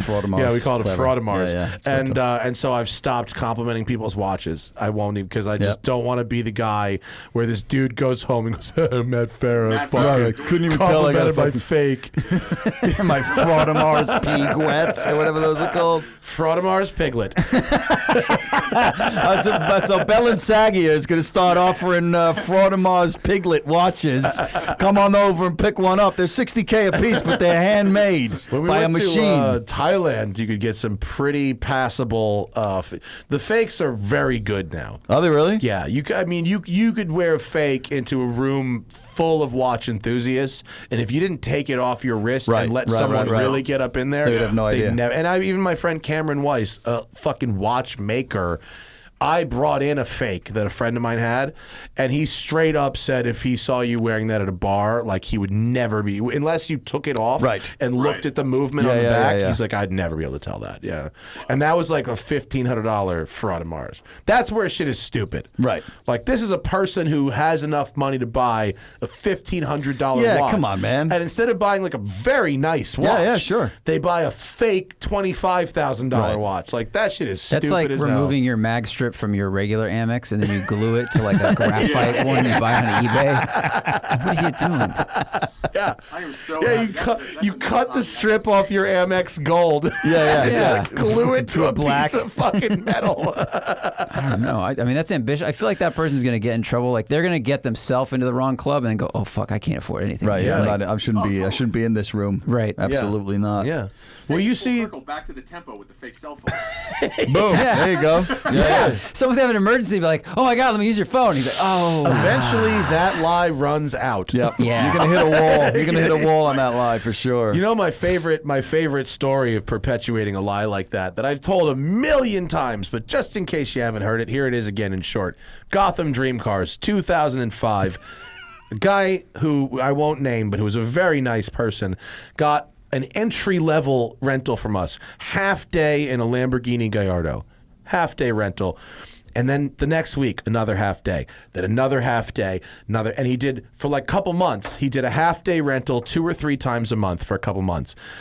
Well, you could see where this is going. Sure. He met a girl with the car, and then he had to fucking keep up the lie. Amazing. Amazing. Right. Well, one day at Gotham, we had 2 yellow Gallardos. One had a full black interior. The other one had yellow inserts on the seats. We know how this ends. Well, one day, one of the cars was the one he liked was in service, so we brought him the other one, and he got very upset. Yeah, he's like, I can't do this. He told the girl, I don't know, something, whatever. Right. But ultimately, he got engaged to the girl, and rather than come up with fucking anything else, he bought the car. No. To keep the lie up. Are you serious? He bought the car. Used fucking rental car with like 45,000 miles on it, and he bought it. Oh my 20 of those miles to were keep him. up his story. Wow. How much what was the cost of what's a half day rental on it back then? In 2005, it was 900 plus tax for a half day. Jesus. Yeah. That's an expensive chick. That's an expensive chick. Yeah. Idiot. Yeah, I mean, he'd gotten 10 or 15 half day rentals, and then he bought the car. So he'd spent like almost 20 grand on rentals. But like, think about how many stories. Honey, I sold the car. Yeah, no, there's a million ways out of that. Well, that's nice and clean, isn't it? Right. Yeah. Unless You're not married yet. You could do that. it might have been though that she was like. Think she really liked it? She was really quite something when she was in that Do car. you think he thought it was a good luck charm? Could have been. I mean, it got her that one. It got her him. Another one. He Yeah. got her. That's what I'm saying. Like, got him Had her. to have come out. At some point, he had to have told her, "I was just fucking with you." I don't know, man. I don't know. Whatever it takes, No you have to one find who out, worked right? at Gotham at that period in time ever told this dude. And as far as I know, he does not listen to this podcast. And I've never said his name before, even though I know it. You know exactly who it is. I think the only way he could come clean on that is if it's like Indiana Jones, where he swaps in the sandbag for the there you go. gold, Yeah. and he has to make Yeah. enough money where he tells her the truth, but she's okay with it. You know? Right. It's like, yes, I did, but I have $1 million now. She's like, I mean, okay. that would suck that you're marrying a chick who's not cool enough that you could tell her the true story and not have her Yeah, be I like, don't know. "That's Right. amazing, you dickhead." I mean, it's it's listen. What's that? It's the kind of person who's comfortable renting a Lamborghini for half days at a time for $900 a day. Yeah. You know what I mean? This is a person who needs an outfit. By the way, I was wondering if This I is could not- borrow, this is a could I borrow the person who's- Porsche for a couple of hours this afternoon. I got a date. I got It's to up go in on. the shop. Somebody that I It's really at like. Marcos. I got to tell a chick I own a fucking purple Safari with bus interior. I already committed to the lie. I've already committed to this lie. Dude. I showed her a picture. Matt, I've told this. I've told this person that your car I've is told actually Giselle my Bundchen that I'm driving a purple fucking Safari If Porsche. you had evidence of that, I would. Yeah, I you would would- you'd contribute. lend it? Yeah, Nice, man. Thank you. 100%. Thank you. 100%. I would So here's contribute the to your thing, life. You have enough car friends. You have enough Right. car friends all over California that That's you could true. like perpetuate that lie. You I could come could. to San Francisco and be like, "I just Dude, bought this really cool that's Charger. true. I just bought this." Like, I you know, could perpetuate the you myth could that I have make the that. gnarliest car collection on the West Coast. Between you and Camisa and fucking Farah, Yeah. I'm going from Lambo would to totally Lotus back to yeah. You have options. And then I'll just show up in the Delica. That's my poon window. I'll be like, look at this thing, baby. That shows you're grounded. Yeah, but it's on the other side of the. I'm driving. She's impressed because I'm driving on the other side of the car. That's how that one gets you. She's Yeah, like, you "Wait want to a impress minute." a girl on a date, you got to go JDM in LA. Yeah. right. Or you just get them really confused. Either way. That too. I feel like the whole thing, they'd be like, your apartment is a one-room apartment, but you have 7 cars, but they're parked Dude, all how over the good state. would that be? Yeah. What's happening, Yeah, really? yeah. And you do a music show Yep. on the internet. Yeah.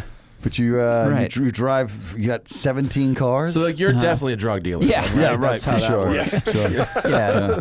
Or I'm just really grounded and I don't need a lot of space to live in. Well, that's it. I You need know? one room. One Yeah, room, it's true. bunch That's a of good point. walls, you know, Like, put it Like definitely 7 or 8 cars. Right. Yeah. Exactly. I don't need much. I would One rather bed. spend the money on cars garage. than on an apartment I just need or a house. That's fair. boat with Most of us a would. plane on it that's full of cars and helicopters. Look, I'm a humble one. If I yacht had kind of that, guy. I could live in one room of that boat. Yes. Yeah, You know, I'd have I a would studio only need apartment one, and I'd a need boat. one room on the 500-foot yacht that has the plane on it that's full of cars. Yeah, the rest Yeah. of it is Dude, cars. it's the Totally.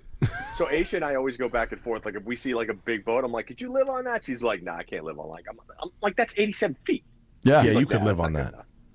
dude. You know, I could live on that. Y'all could live on that, but like, you know, Yeah, I could probably live on a 30-foot sailboat down in the marina. you could. It would feel roughly like my apartment. I mean, dude, my first we've got on. We apartment was did 8 equivalent to people on a 15-foot Boston whaler. Yeah, Boom.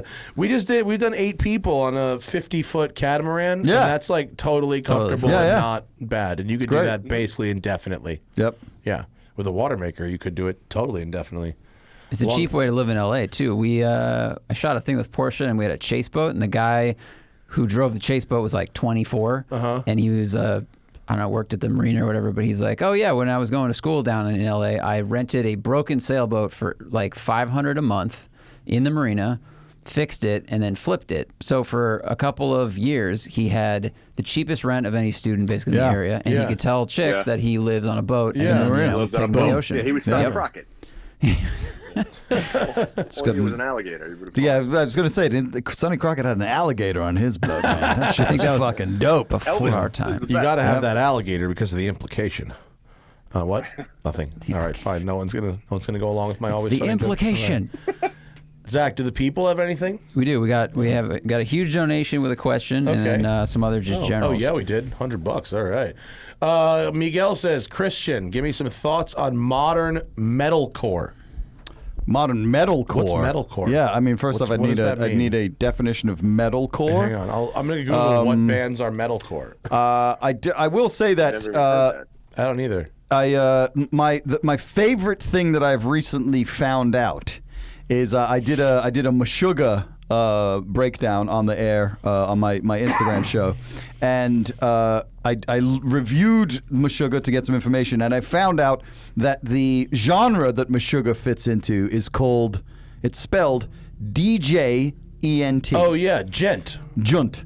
Junt. Oh. And the reason it's called Okay. junt is because the guitars go junt, junt, junt, junt, junt, junt, junt, junt. Yes. So it's This actually makes a sense. genre called junt, which made me so happy It's phonetic. because that's the most ridiculously awesome thing ever. That's kind of like a genre called doo-wop because yeah, 'Cause it doo-wop sounds like kinda, doo-wop. Yeah, it's the sound. So Doo-wop. metalcore. Yeah, who fits into Atreyu, metalcore? Oh, As I okay. Lay Dying. Yeah, I'm yeah, going yeah, on an alphabetical list Please here. continue. Bullet for My Valentine. I'm only saying the ones that I Yep. Well, so far I hate all of Coheed and those. Cambria. Ooh, now we got one that I dig. That's interesting. The metalcore is so I think here's my problem with a lot of that stuff. Kill Switch Engage. Sorry. Killswitch Engage I'll go for sure. They're badasses. My thing is the same thing that I have with a lot of current stuff is that there's too much fixing. And if you don't do a lot of fixing, I don't care what your genre is. You're good with me. But I think that Bullet for My Valentine and Atreyu and those, there's a lot of repair that is going on, and I don't like when you open a session and you get into it and you realize that the whole fucking thing has been, all of the humanity's been vaporized by it. But if you can play your instruments and do the thing, like that was my problem initially with Meshuggah, is Meshuggah the drums are bananas and it was all programmed on a computer. And so I was like, man, that's kind of fucking bullshit. But then I read that the drummer then took a year of his life to learn how to play exactly the way that he had recorded it, to the point where he had to learn how to minimize his hand and arm movements and his leg movements to maximize his caloric burn on the show. What? Because he couldn't make it all the way through playing at that fucking level. Too much. And he also had to work Couldn't out. have like a Cliff Bar. He had to go into. He had to work out at like an IV into the back of his neck. He had to work out how to go into.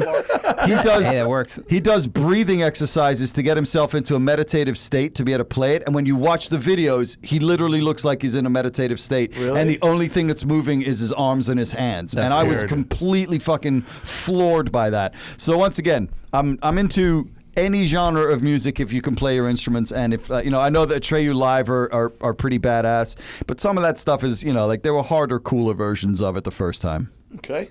Toon Squad says cake or pie. Fucking pie. Which band? Which band is Pie? Oh, yeah. Pie. I don't like Cake, the No, band. no, that Pie. much. Pie's great. I don't like talk rock. Another That's the genre. other one, the Common People. I don't like that. I don't like talk rock. You don't like talk rock? I don't like where there's just a thing and the guy's just fucking Yeah, talking. I don't like rap that's not anywhere near rhyming. Like you can take a couple breaks, but when Right, it's just talking, like now we're almost doing an essay. Yep. Low Strife says, Christian, why is, I'm paraphrasing, Please. why is Call Me Maybe so fucking good? Call Me Maybe is so good. By Carly Rae Jepsen. Because it's a masterpiece on so many levels. It's a masterpiece in the way that it's constructed. It's a masterpiece in that once you hear it once, you can never unhear it. And to write a song that is that ubiquitous and that much of a smash worldwide is a very, very, very difficult thing to do. The story of it is incredible. The people that make it up is incredible. The dudes that worked on it is incredible. It's just start to finish, every aspect of it is mind blowing. And then when you pull it to pieces, it only gets better as far as I'm concerned. Perfect song. I listened to it. It is good. It is a perfect song. Cusifer, I guess. Cusifer. I've had my Evo 9 for over 10 years. It used to be my dream car, but generally I prefer my MR2 Turbo. Is the Evo a car to hold on to? I'm afraid if I sell it, I won't be able to replace it if I change my mind. P.S. Christian hand rules. Oh, thanks. That's a good question. I mean, I agree with the second half of it. If you sell it, you won't be able to find one that you like as much as the one you have now. Yeah. Correct. I would say don't if you ever don't sell your dream car. Yeah, if you really need Like, the if you money, have I it, get don't it. ever But sell like, if you have somewhere to keep that car, Yeah. like Store once it. you have it, keeping it probably for 10 years, it's like probably like paid off. Right. Like, hang on to that thing. I would hang on to it. I would definitely. Not hang to on it. mention, now that STI prices are defying nonsense, they're defying reason, like it may appreciate in value in a little while because like people love Evos. They drive amazing. Yeah. So Yeah. I wouldn't do it now. If you're going to sell it later. If it's modified, you can return it to stock and appreciate how good it was stock, and that's a thing Good you can point. do to like it again. Yeah. Yeah. Ooh, that's good. But Breathe it some new works. life into that relationship. It does work. Yep. I would say keep it because if you've got a great clean Evo, like like 10 years means you probably bought it like almost new. Like the history of that car. Sure. That's the Yeah. problem with Yeah, yeah. any tuner car. Right. Beaten to don't dive shit. into somebody else's shit. Yeah. box. Yeah. Yeah. You can't. That history knowledge is hard to replicate. You know what I mean? And expensive sometimes. I regret getting rid of my Series 2 MR2. The round one? Yeah. Yeah. I they're love great. that car. T-roofs. They're very It's good. perfect. I had a wicked system put into it. It was so good. Bazooka tubes. No, like real. I had kicker boxes made that fit over the little thing so I could get both of the T-roofs behind the passenger seat, and then I had a 12 kicker box custom built that fit behind the driver's seat. Oh, wow. And then I had the two little ledges that the You're T-roofs. tall. You gave up seat room in an MR2 for Dude, you speakers? didn't need it. Like, because I had it, what I did was I had the box designed so it fit perfectly up against the back Oh, of the yeah, seat. right. Uh-huh. And then it was designed that it poured it out of the side so it used the closeness to the seat, the proximity to the seat, as part of the way to make the fucking base bigger. And then I had the little ledges pulled out and had them rebuilt so the amps could go inside there, and there were neon tubes inside. Dude, it was oh man, that MR2 ruled. And then I sold it like an idiot, and you know what I got instead?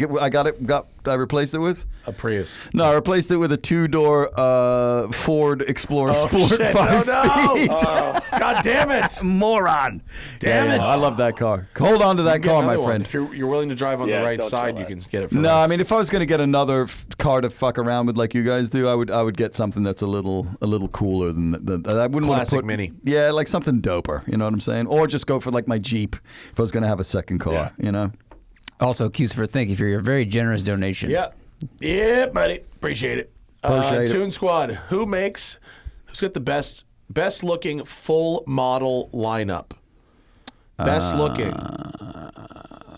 I think Mercedes is doing really good stuff. Dude, there are so Audi many. doesn't Audi have is pretty anything good. ugly right now. Yeah. It's not BMW, I can tell you No. that. Yeah, Oh, no. gosh. BMW and Cadillac are at the top of their burning their. I think the Lyric's pretty good looking. I think what? the Lyric, the Cadillac Lyric. Yes. The EV SUV that's coming out. Oh, is that a Yeah. thing? Yep. Is it LYRIQ? Oh, it is. Can I ask a question? Yes. There are Yes. how many That looks Range Rovery, the Lyric. the Lyric? Yeah, I do. I like that a Lyric lot. How many different Mercedes-E's can you get? A lot. A lot, right? How many classes of probably Mercedes? 8. A class, 8 to B 10. class, C class, CLA class, Right? GLS class. GLB. S-class. G-wagons. Wait, hang on.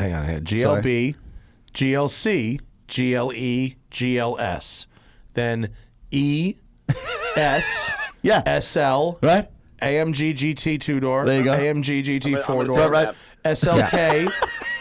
SLK, Yeah. right? Do they still make the SLK? They might not also. I don't let know. me scroll down real far on their page. What am I missing? CLS, and then Maybach, Right? and then G-Wagon. Yeah.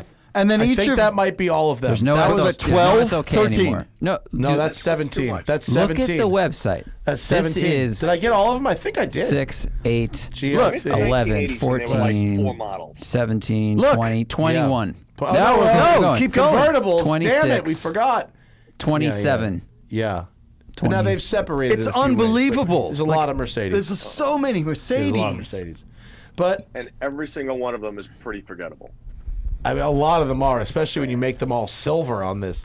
I On know. their website, all of them just I mean, being that's- silver that's isn't their helping color, it. right? I That's- know, yeah. but Is that their we color have of the choice? G-Wagon next week, which I'm excited for, the new G-Wagon, actually. Especially because in L.A., 100% of the new G-Wagons I've seen have been AMGs. Yep. Which is dumb. Yep. To get a G-Wagon that's an AMG. I asked them, what is the most off-road ready one? And they have a 550 with the, quote, smaller wheels, which I think are 20s. Oh, dude. And more like regular tires and stuff. So Right. actually it'll be like a little more what that thing should be I'm doing. interested to see, because I've never actually even been in one, but I'm just interested to see what the fucking hype is on those things. I think I even There's texted not you a about lot of them. hype, man. It's I well, can't it stand makes you. It's like it kind of gives you an excuse to be a dick. Like you get in it, and you when you close the door, and it's I don't that need an bank excuse to be vaulty a door. dick. You don't. It's a Some good do. point. It's a good Some point. do. Yep. Valid.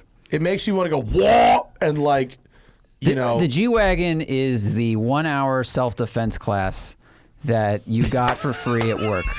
And now you think you know how to fight people. That's good. That's very good. That's what it is. And the AMG, that's like hilarious. the AMG with like the pipes that stick out the bottom Yeah, of it, slide. like that Cool and fucking sound good, like. but- I mean, I I just took a and they G-Wagon sound AMG great. off-roading, and I dented those pipes. well done. That's what they deserved. They deserved that. We had one back, I think Dan Neal, when he came to the Playa House, he Yeah. brought one, and we just drove it up and down behind the airport. And I just remember going, what? Like, I was so confused by, I didn't know where I was heading because the steering wheel and the front wheels are like separated by email. And it was fast, but I was so tall that I didn't feel scared, but I should. It didn't Right. make any sense. No, it When doesn't. you have When did the they start wheel building turn, that? the last Was it essentially generation, built in the mid 70s? Yeah. No. When did the 70s, G-Wagon start? It was Yeah, 76 Right? maybe, Early 77, 75, Yeah. 6, 7, something like that. Forever. But it was That- like the old Land Rover where it actually had a function, and the reason that it And looked the way it still do. did. They still do. They still. but it's like they fuck- still build like Swiss and German military Do they have trucks versions? on the same line. Right, yeah, right. Same line. But now it's turned into a luxury fucking thing where you know, it's Yeah. kind of like all of them. Like, I was really bummed at the new Defender. Like, the new Defender is a luxury SUV. Like, nobody builds like the old. well, look. In fairness, yes, they do. They're called Jeep Wranglers. Right. And the Bronco is coming out. Forerunner. The Bronco. Broncos The legit. Forerunner is fucking ancient. You can Yeah, buy but they're the Forerunners still are not a like. 20-year-old Is it the truck. safety thing that's made Yes. them have to Yeah. be Yes, like yes. less brutal in there? And not just inside, it's pedestrian impact. Right. Okay. And the you- market demands it. They're like, I mean, old Wranglers drove like shit. You know, they're really sturdy and they're Yeah. good at off-roading. But I remember I drove one in 2002. My friend had one that was super modified and turning. I couldn't believe how many times I was turning the steering wheel and how little the front wheels were turning, and I felt so disconnected from where I was going in a parking garage. Kind of sucks. Like up until the most recent one, when I drove them on the highway, it was like you were constantly monitoring it like an old car. So people want it to be better than that. But with these cars, it's just like the luxury market. They know where the market is. The market wants to buy something nice and expensive, and that's where it is. Yeah. People really like boxy shit. They really like there's some. I don't know. Hannah doesn't like G-Wagons, my wife, but she really likes like squared off vehicles and like laments the fact that like pretty much everything is round. Does she like the Lancia? Oh, the Delta Integrale? Yeah. It's fabulous. It's like that's. I mean, she drives a 1991 van. Wagoneer, if that's the case. My God. She does love Wagoneers. When she whatever the next like major big milestone is, there may be a Wagoneer in Hannah's future. She also, which is very much better for me than Wagoneers, she also really likes E30 convertibles. And an E30 convertible automatic, because she doesn't want to drive stick, is a kind of thing that will remain affordable because the real enthusiasts all want the sticks. Yeah. So, you know, so that may be in the future. Yeah. All right. Yeah. Maybe I'll just have our boy over at Icon build me a spare million? A Jeep CJ7. Unshitbox. He doesn't unshitbox CJs. No, you know what he won't touch? He won't touch Hummer H1s. Good. And he won't touch Land Rover Defenders. Will not. Oh, really? Yeah, he won't do it. Why won't he touch the Land Rover Defender? Too shitty to unshitbox. Wow. He calls it not possible. Yeah, I was going to say shittier than a Caprice. Yeah. I think probably because he was relatively certain he would only ever have to do one Caprice. That's a good point. If he did a Defender, a bunch of people would line up at his door. That's what he said. Go, my turn. Yeah, he said that on the Rogan podcast. He was like, I kind of fucked myself with the Broncos or whatever it was. He's like, because I did one and then a couple others, and then everybody was like, I want one of those. Yes. Yeah, that makes sense. That's how his life works. What about those? Like if I get one of those, like, you know, reconned kind of like down by you, there's a place in $300,000. Don't buy one from from that place. Yeah. No, you don't want one of those. No. I mean, not necessarily, but they're expensive for what those trucks are. They're cool because they're simple, but they are built like shit. Are like, they? Yeah, they're pretty terrible. Like they're just they're really prone to rust, and like I don't know, man. They were like slapped together. We shot a video with Sam Smith, and he drove a really nice, like museum-y one, but he got under it and put on a lift, and he was like, "Here's all the places they rust because it's just pressed together steel and all the other things." Like Mike, you can probably speak to it more, but they're not good. Right. It's a bummer because they look cool as fuck. Junk. They're junk. Yeah, they're junk. They look amazing. No, you want the one like Mike's got. His is like his is just like a little short F-150 with a cap. Oh, dude, on that thing is ridiculous. Like the '90s Bronco. That's what's up. But the only way I want one of those though is I want to pull the back off of it though. I want it. I want it. Yeah. I want it without that. Is it what is it? Allen keys or something? No, it's to a get nightmare. That thing off? It's a pain in the dick. No, right? it's not that bad. Yeah, there are 3 screws on each side, and then you literally just lower the rear window and it lifts off. You need 2 people to lift it off, but like as a daily, it's fantastic. I mean, you got to get one of those stands like the like the black one right roof. there, the black joint. Yeah. I could go with that and take the back of that. I think that is his truck. Is that my truck? It might be your truck. Got a red. No, yours is a '96, right? Mine's a '96. Yeah, and his is the Eddie Bauer. No, his isn't Eddie. Yours is not Eddie Bauer. It's just it's XLT. XLT. It's black. It's very black. Yeah. Wait, you got a black one? Is Yeah. that the one that I didn't see this one then? No, you got a black one. Yeah. See, And his has the same one chrome wheel covers on it. Yeah, that's the wheel dope. arch things. That's right. I was looking at these like, for a minute. These things are kind of dope. Wrong one. I mean, good, but you the problem obviously is want now the white, the OJ values. white. Dude, a white the one sold for values have gone $90,000 2 weeks They've ago. gone through the right? roof? Mike, what's Really? going on with the price Yeah. of these things? I bought mine for $10,000 with 98,000 miles, and I feel like I got it the day before everybody was just like, "These are ridiculously great." Because I mean, they're good, but they're not. Right.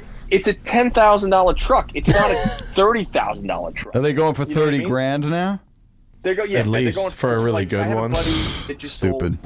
Yeah, I have a buddy that sold one with 56,000 miles on it, and he sold it for 32. Yeah, Jeez. I mean, look, but it's kind of obvious why, right? Because SUVs are what we just said. They're becoming, you know, as the general public demands that SUVs become more car-like, Right. softer, easier to live with, there will always be a niche market for clean examples of, quote, authentic, original Right. That makes sense. trucks. Yeah.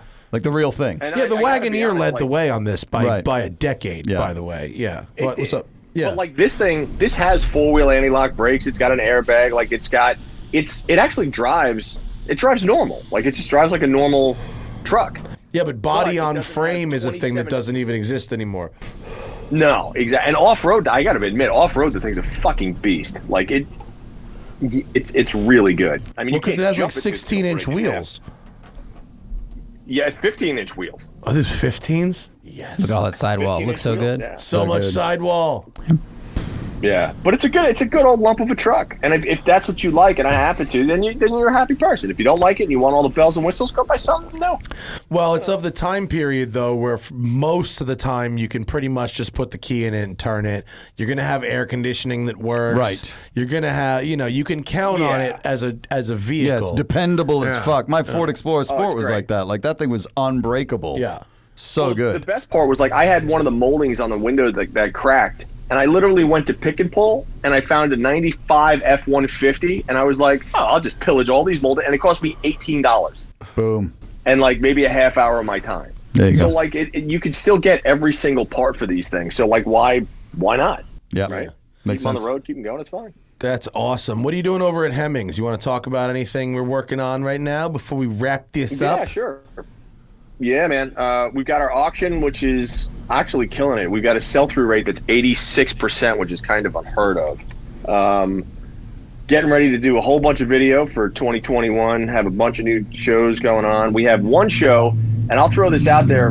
I need a van. Kind of I need van. a 1970s straight-up boogie van, right? Raked out, side pipes coming up. Think Like of a the Scooby van? thing that if you had... Oh, yeah, no. I need, like, the one with, like, the death dealer mural on the side, right? With, I think you need like, to talk think to of the someone one- at Rolling Heavy Magazine. Oh, that's what I need. Just Rolling like that. Heavy Magazine is the magazine about vans that you have sex in. Dude. Yeah, for That's vans what I that want. fuck. That's That's what Rolling Heavy is. It's a fuck. I love it. Yeah, so if anybody now has one for sale in the California area between LA and San Francisco, hit me up because I want one. And I'm 100% serious. I got the cash monies.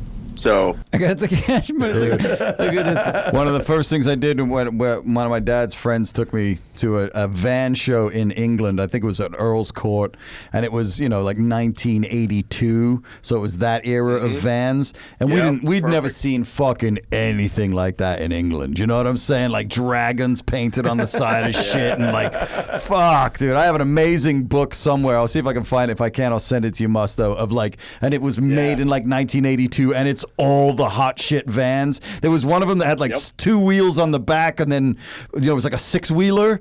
It was a fucking 3-axle fucking van. Just dude. add some axles. Gorgeous. Add some axles to taste.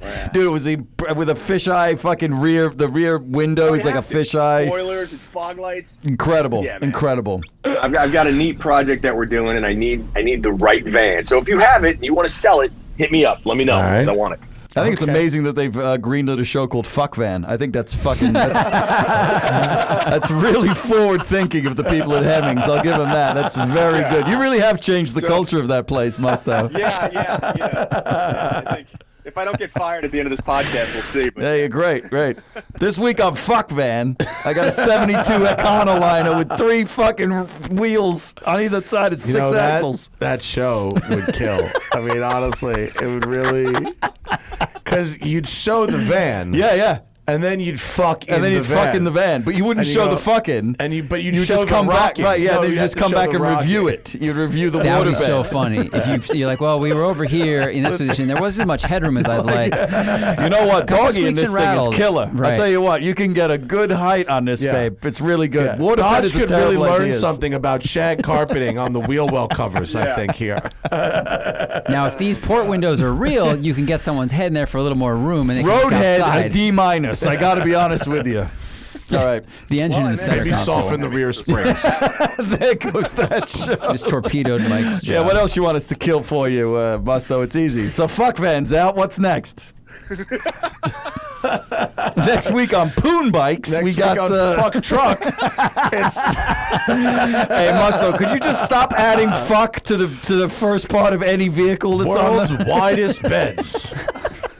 And the home truck bed water hot tub conversion kit.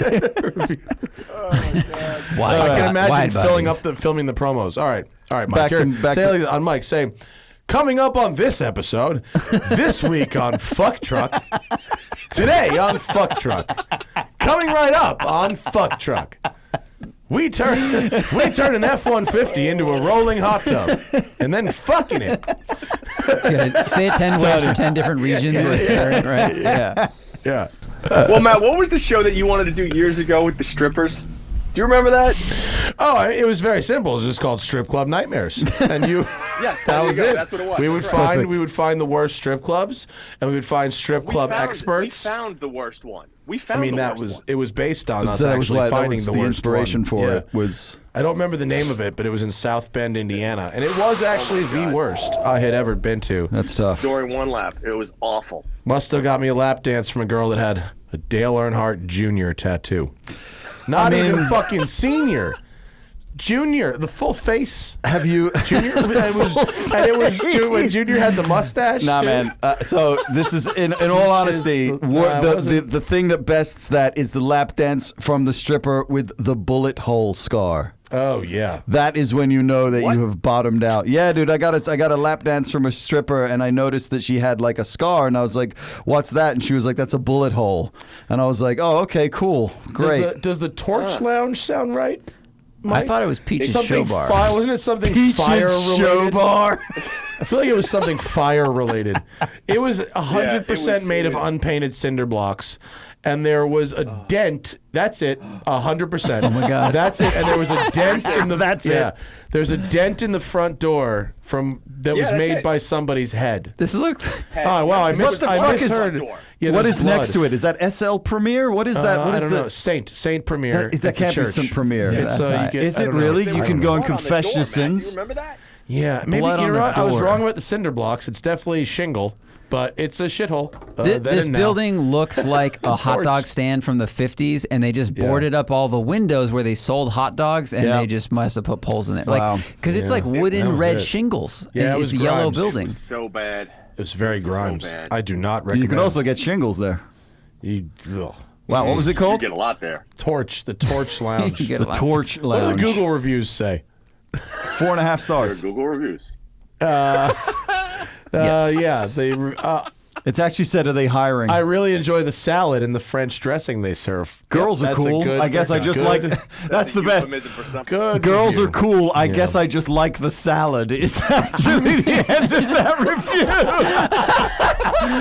Hold on a second. It actually says, I really enjoy the salad and the French dressing they serve. Girls are cool. I I guess guess. I just like the salad. You know, that's someone who's really in touch with themselves. Come for the girls, realize how terrible they are, stay for the salad. Oh my That guy God, walks in there that's for lunch amazing. every day, and he looks around and he goes, "Oh, you guys still doing this?" Oh, yeah, and he great. just orders salad. Yeah, what's up? What's Still going got on the, there? you still You got know. the French dressing, right? He Yeah, the gave girl's it. like, "Hey, how's it going?" He's like, "Hi, yeah." He gave it 5 stars. 5 stars for the dressing. bless. Listen, aspiring strip club chefs, you can get a lot out of a salad. You can. You can get your start anywhere. God. Yeah. That's No, I'm wow, glad- fantastic. In hindsight, I'm glad we didn't make that show. Yeah. Imagine how terrible it would You would have had like the go to- Gordon Ramsay of strip club guys go in there and help to make it better. Was that the idea, or was it just to go through like the worst shithole bars in America? It was just you the gonna- worst. I just Were remember you gonna- getting out of there and going, I've got the best idea. I was like, If this is best a review- one star Mike, review. the best review I've ever read of a strip club says 1 star. If you have to, if you happen to sustain a throat injury at this place, immediately purchase an iodine supplement and take it.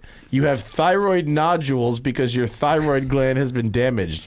You can get iodine Lugol solution at the vitamin shop. You might have to take it consistently for a week or longer. That is a 1-star review from Tall Swede 80. Do you think, by the way, And so thought out. do you think that person went to the Torch Lounge and got punched in the throat? Apparently. No, I don't think it was punched because for iodine you would need a cut. Throat injury. Throat injury. Like it wasn't hitting the throat. Like a throat That you would injury. you would desire to have. Oh, by the way, whoever said Alan C. Jerry Finn as a producer is amazing. Oh, yeah, okay. Jerry Finn's great. R.I.P. Jerry Finn. Polar Bear says, thank you for the content. Oh, yeah, you're welcome. Thank you for the donation. And last one, CJH. Yeah. Where do you More make ideas. content? Anywhere besides Instagram? People just want more of you. Yeah, no, I'm not gonna. So the reason I'm not gonna do live shows or anything on TikTok is because the Instagram allows me to have celebrities come in and immediately drop in, like Nile Rodgers and all those guys, and Instagram just works really, really well. But if you want to find more of what I do, the 20-minute radio show is archived on SoundCloud. If you go to thesessiononair.com, there's a tab that says radio shows, and if you click on that, there's 4 years of 20-minute segments there.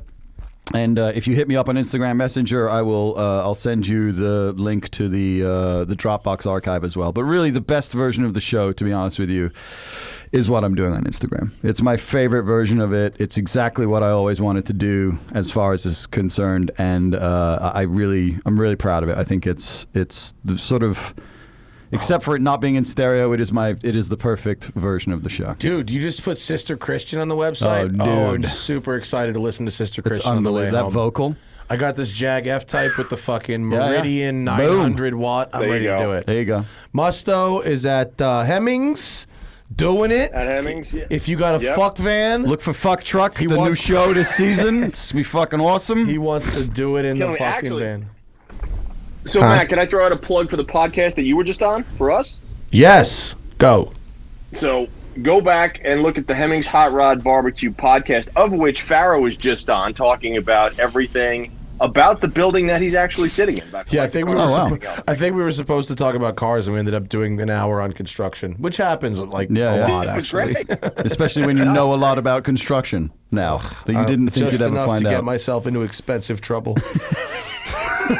You just sold 2 quads, baby. Yes, 2 I Banshees. did. I can sell it. 2 750 Banshees. 2 quads. That's gonna be an inside joke forever. Fucking 2 Banshees. Yeah, it's fucking.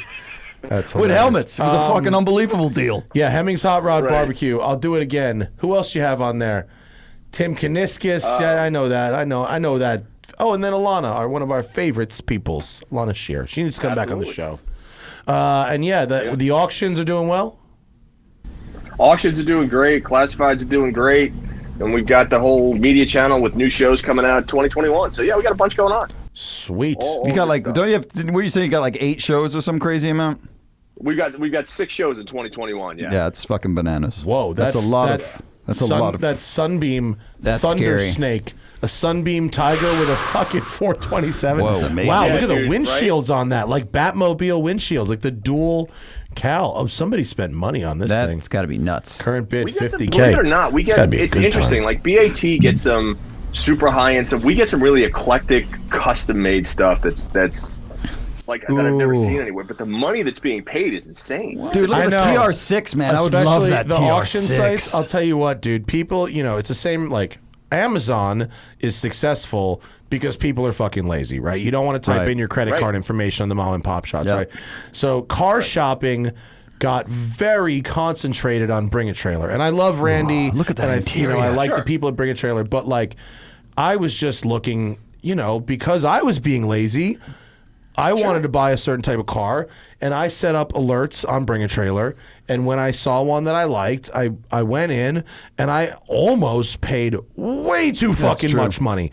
And the guy Yeah. I assume it's a guy, but I don't know for sure. The person who bought it paid way too fucking much, and I'm talking an easy $20K too much. Wow, really? Yeah. That's By a the big time number. they Wow. won the auction, Right, paid right. the fees, and get the Yeah. car there was an easy $20K too much for the car.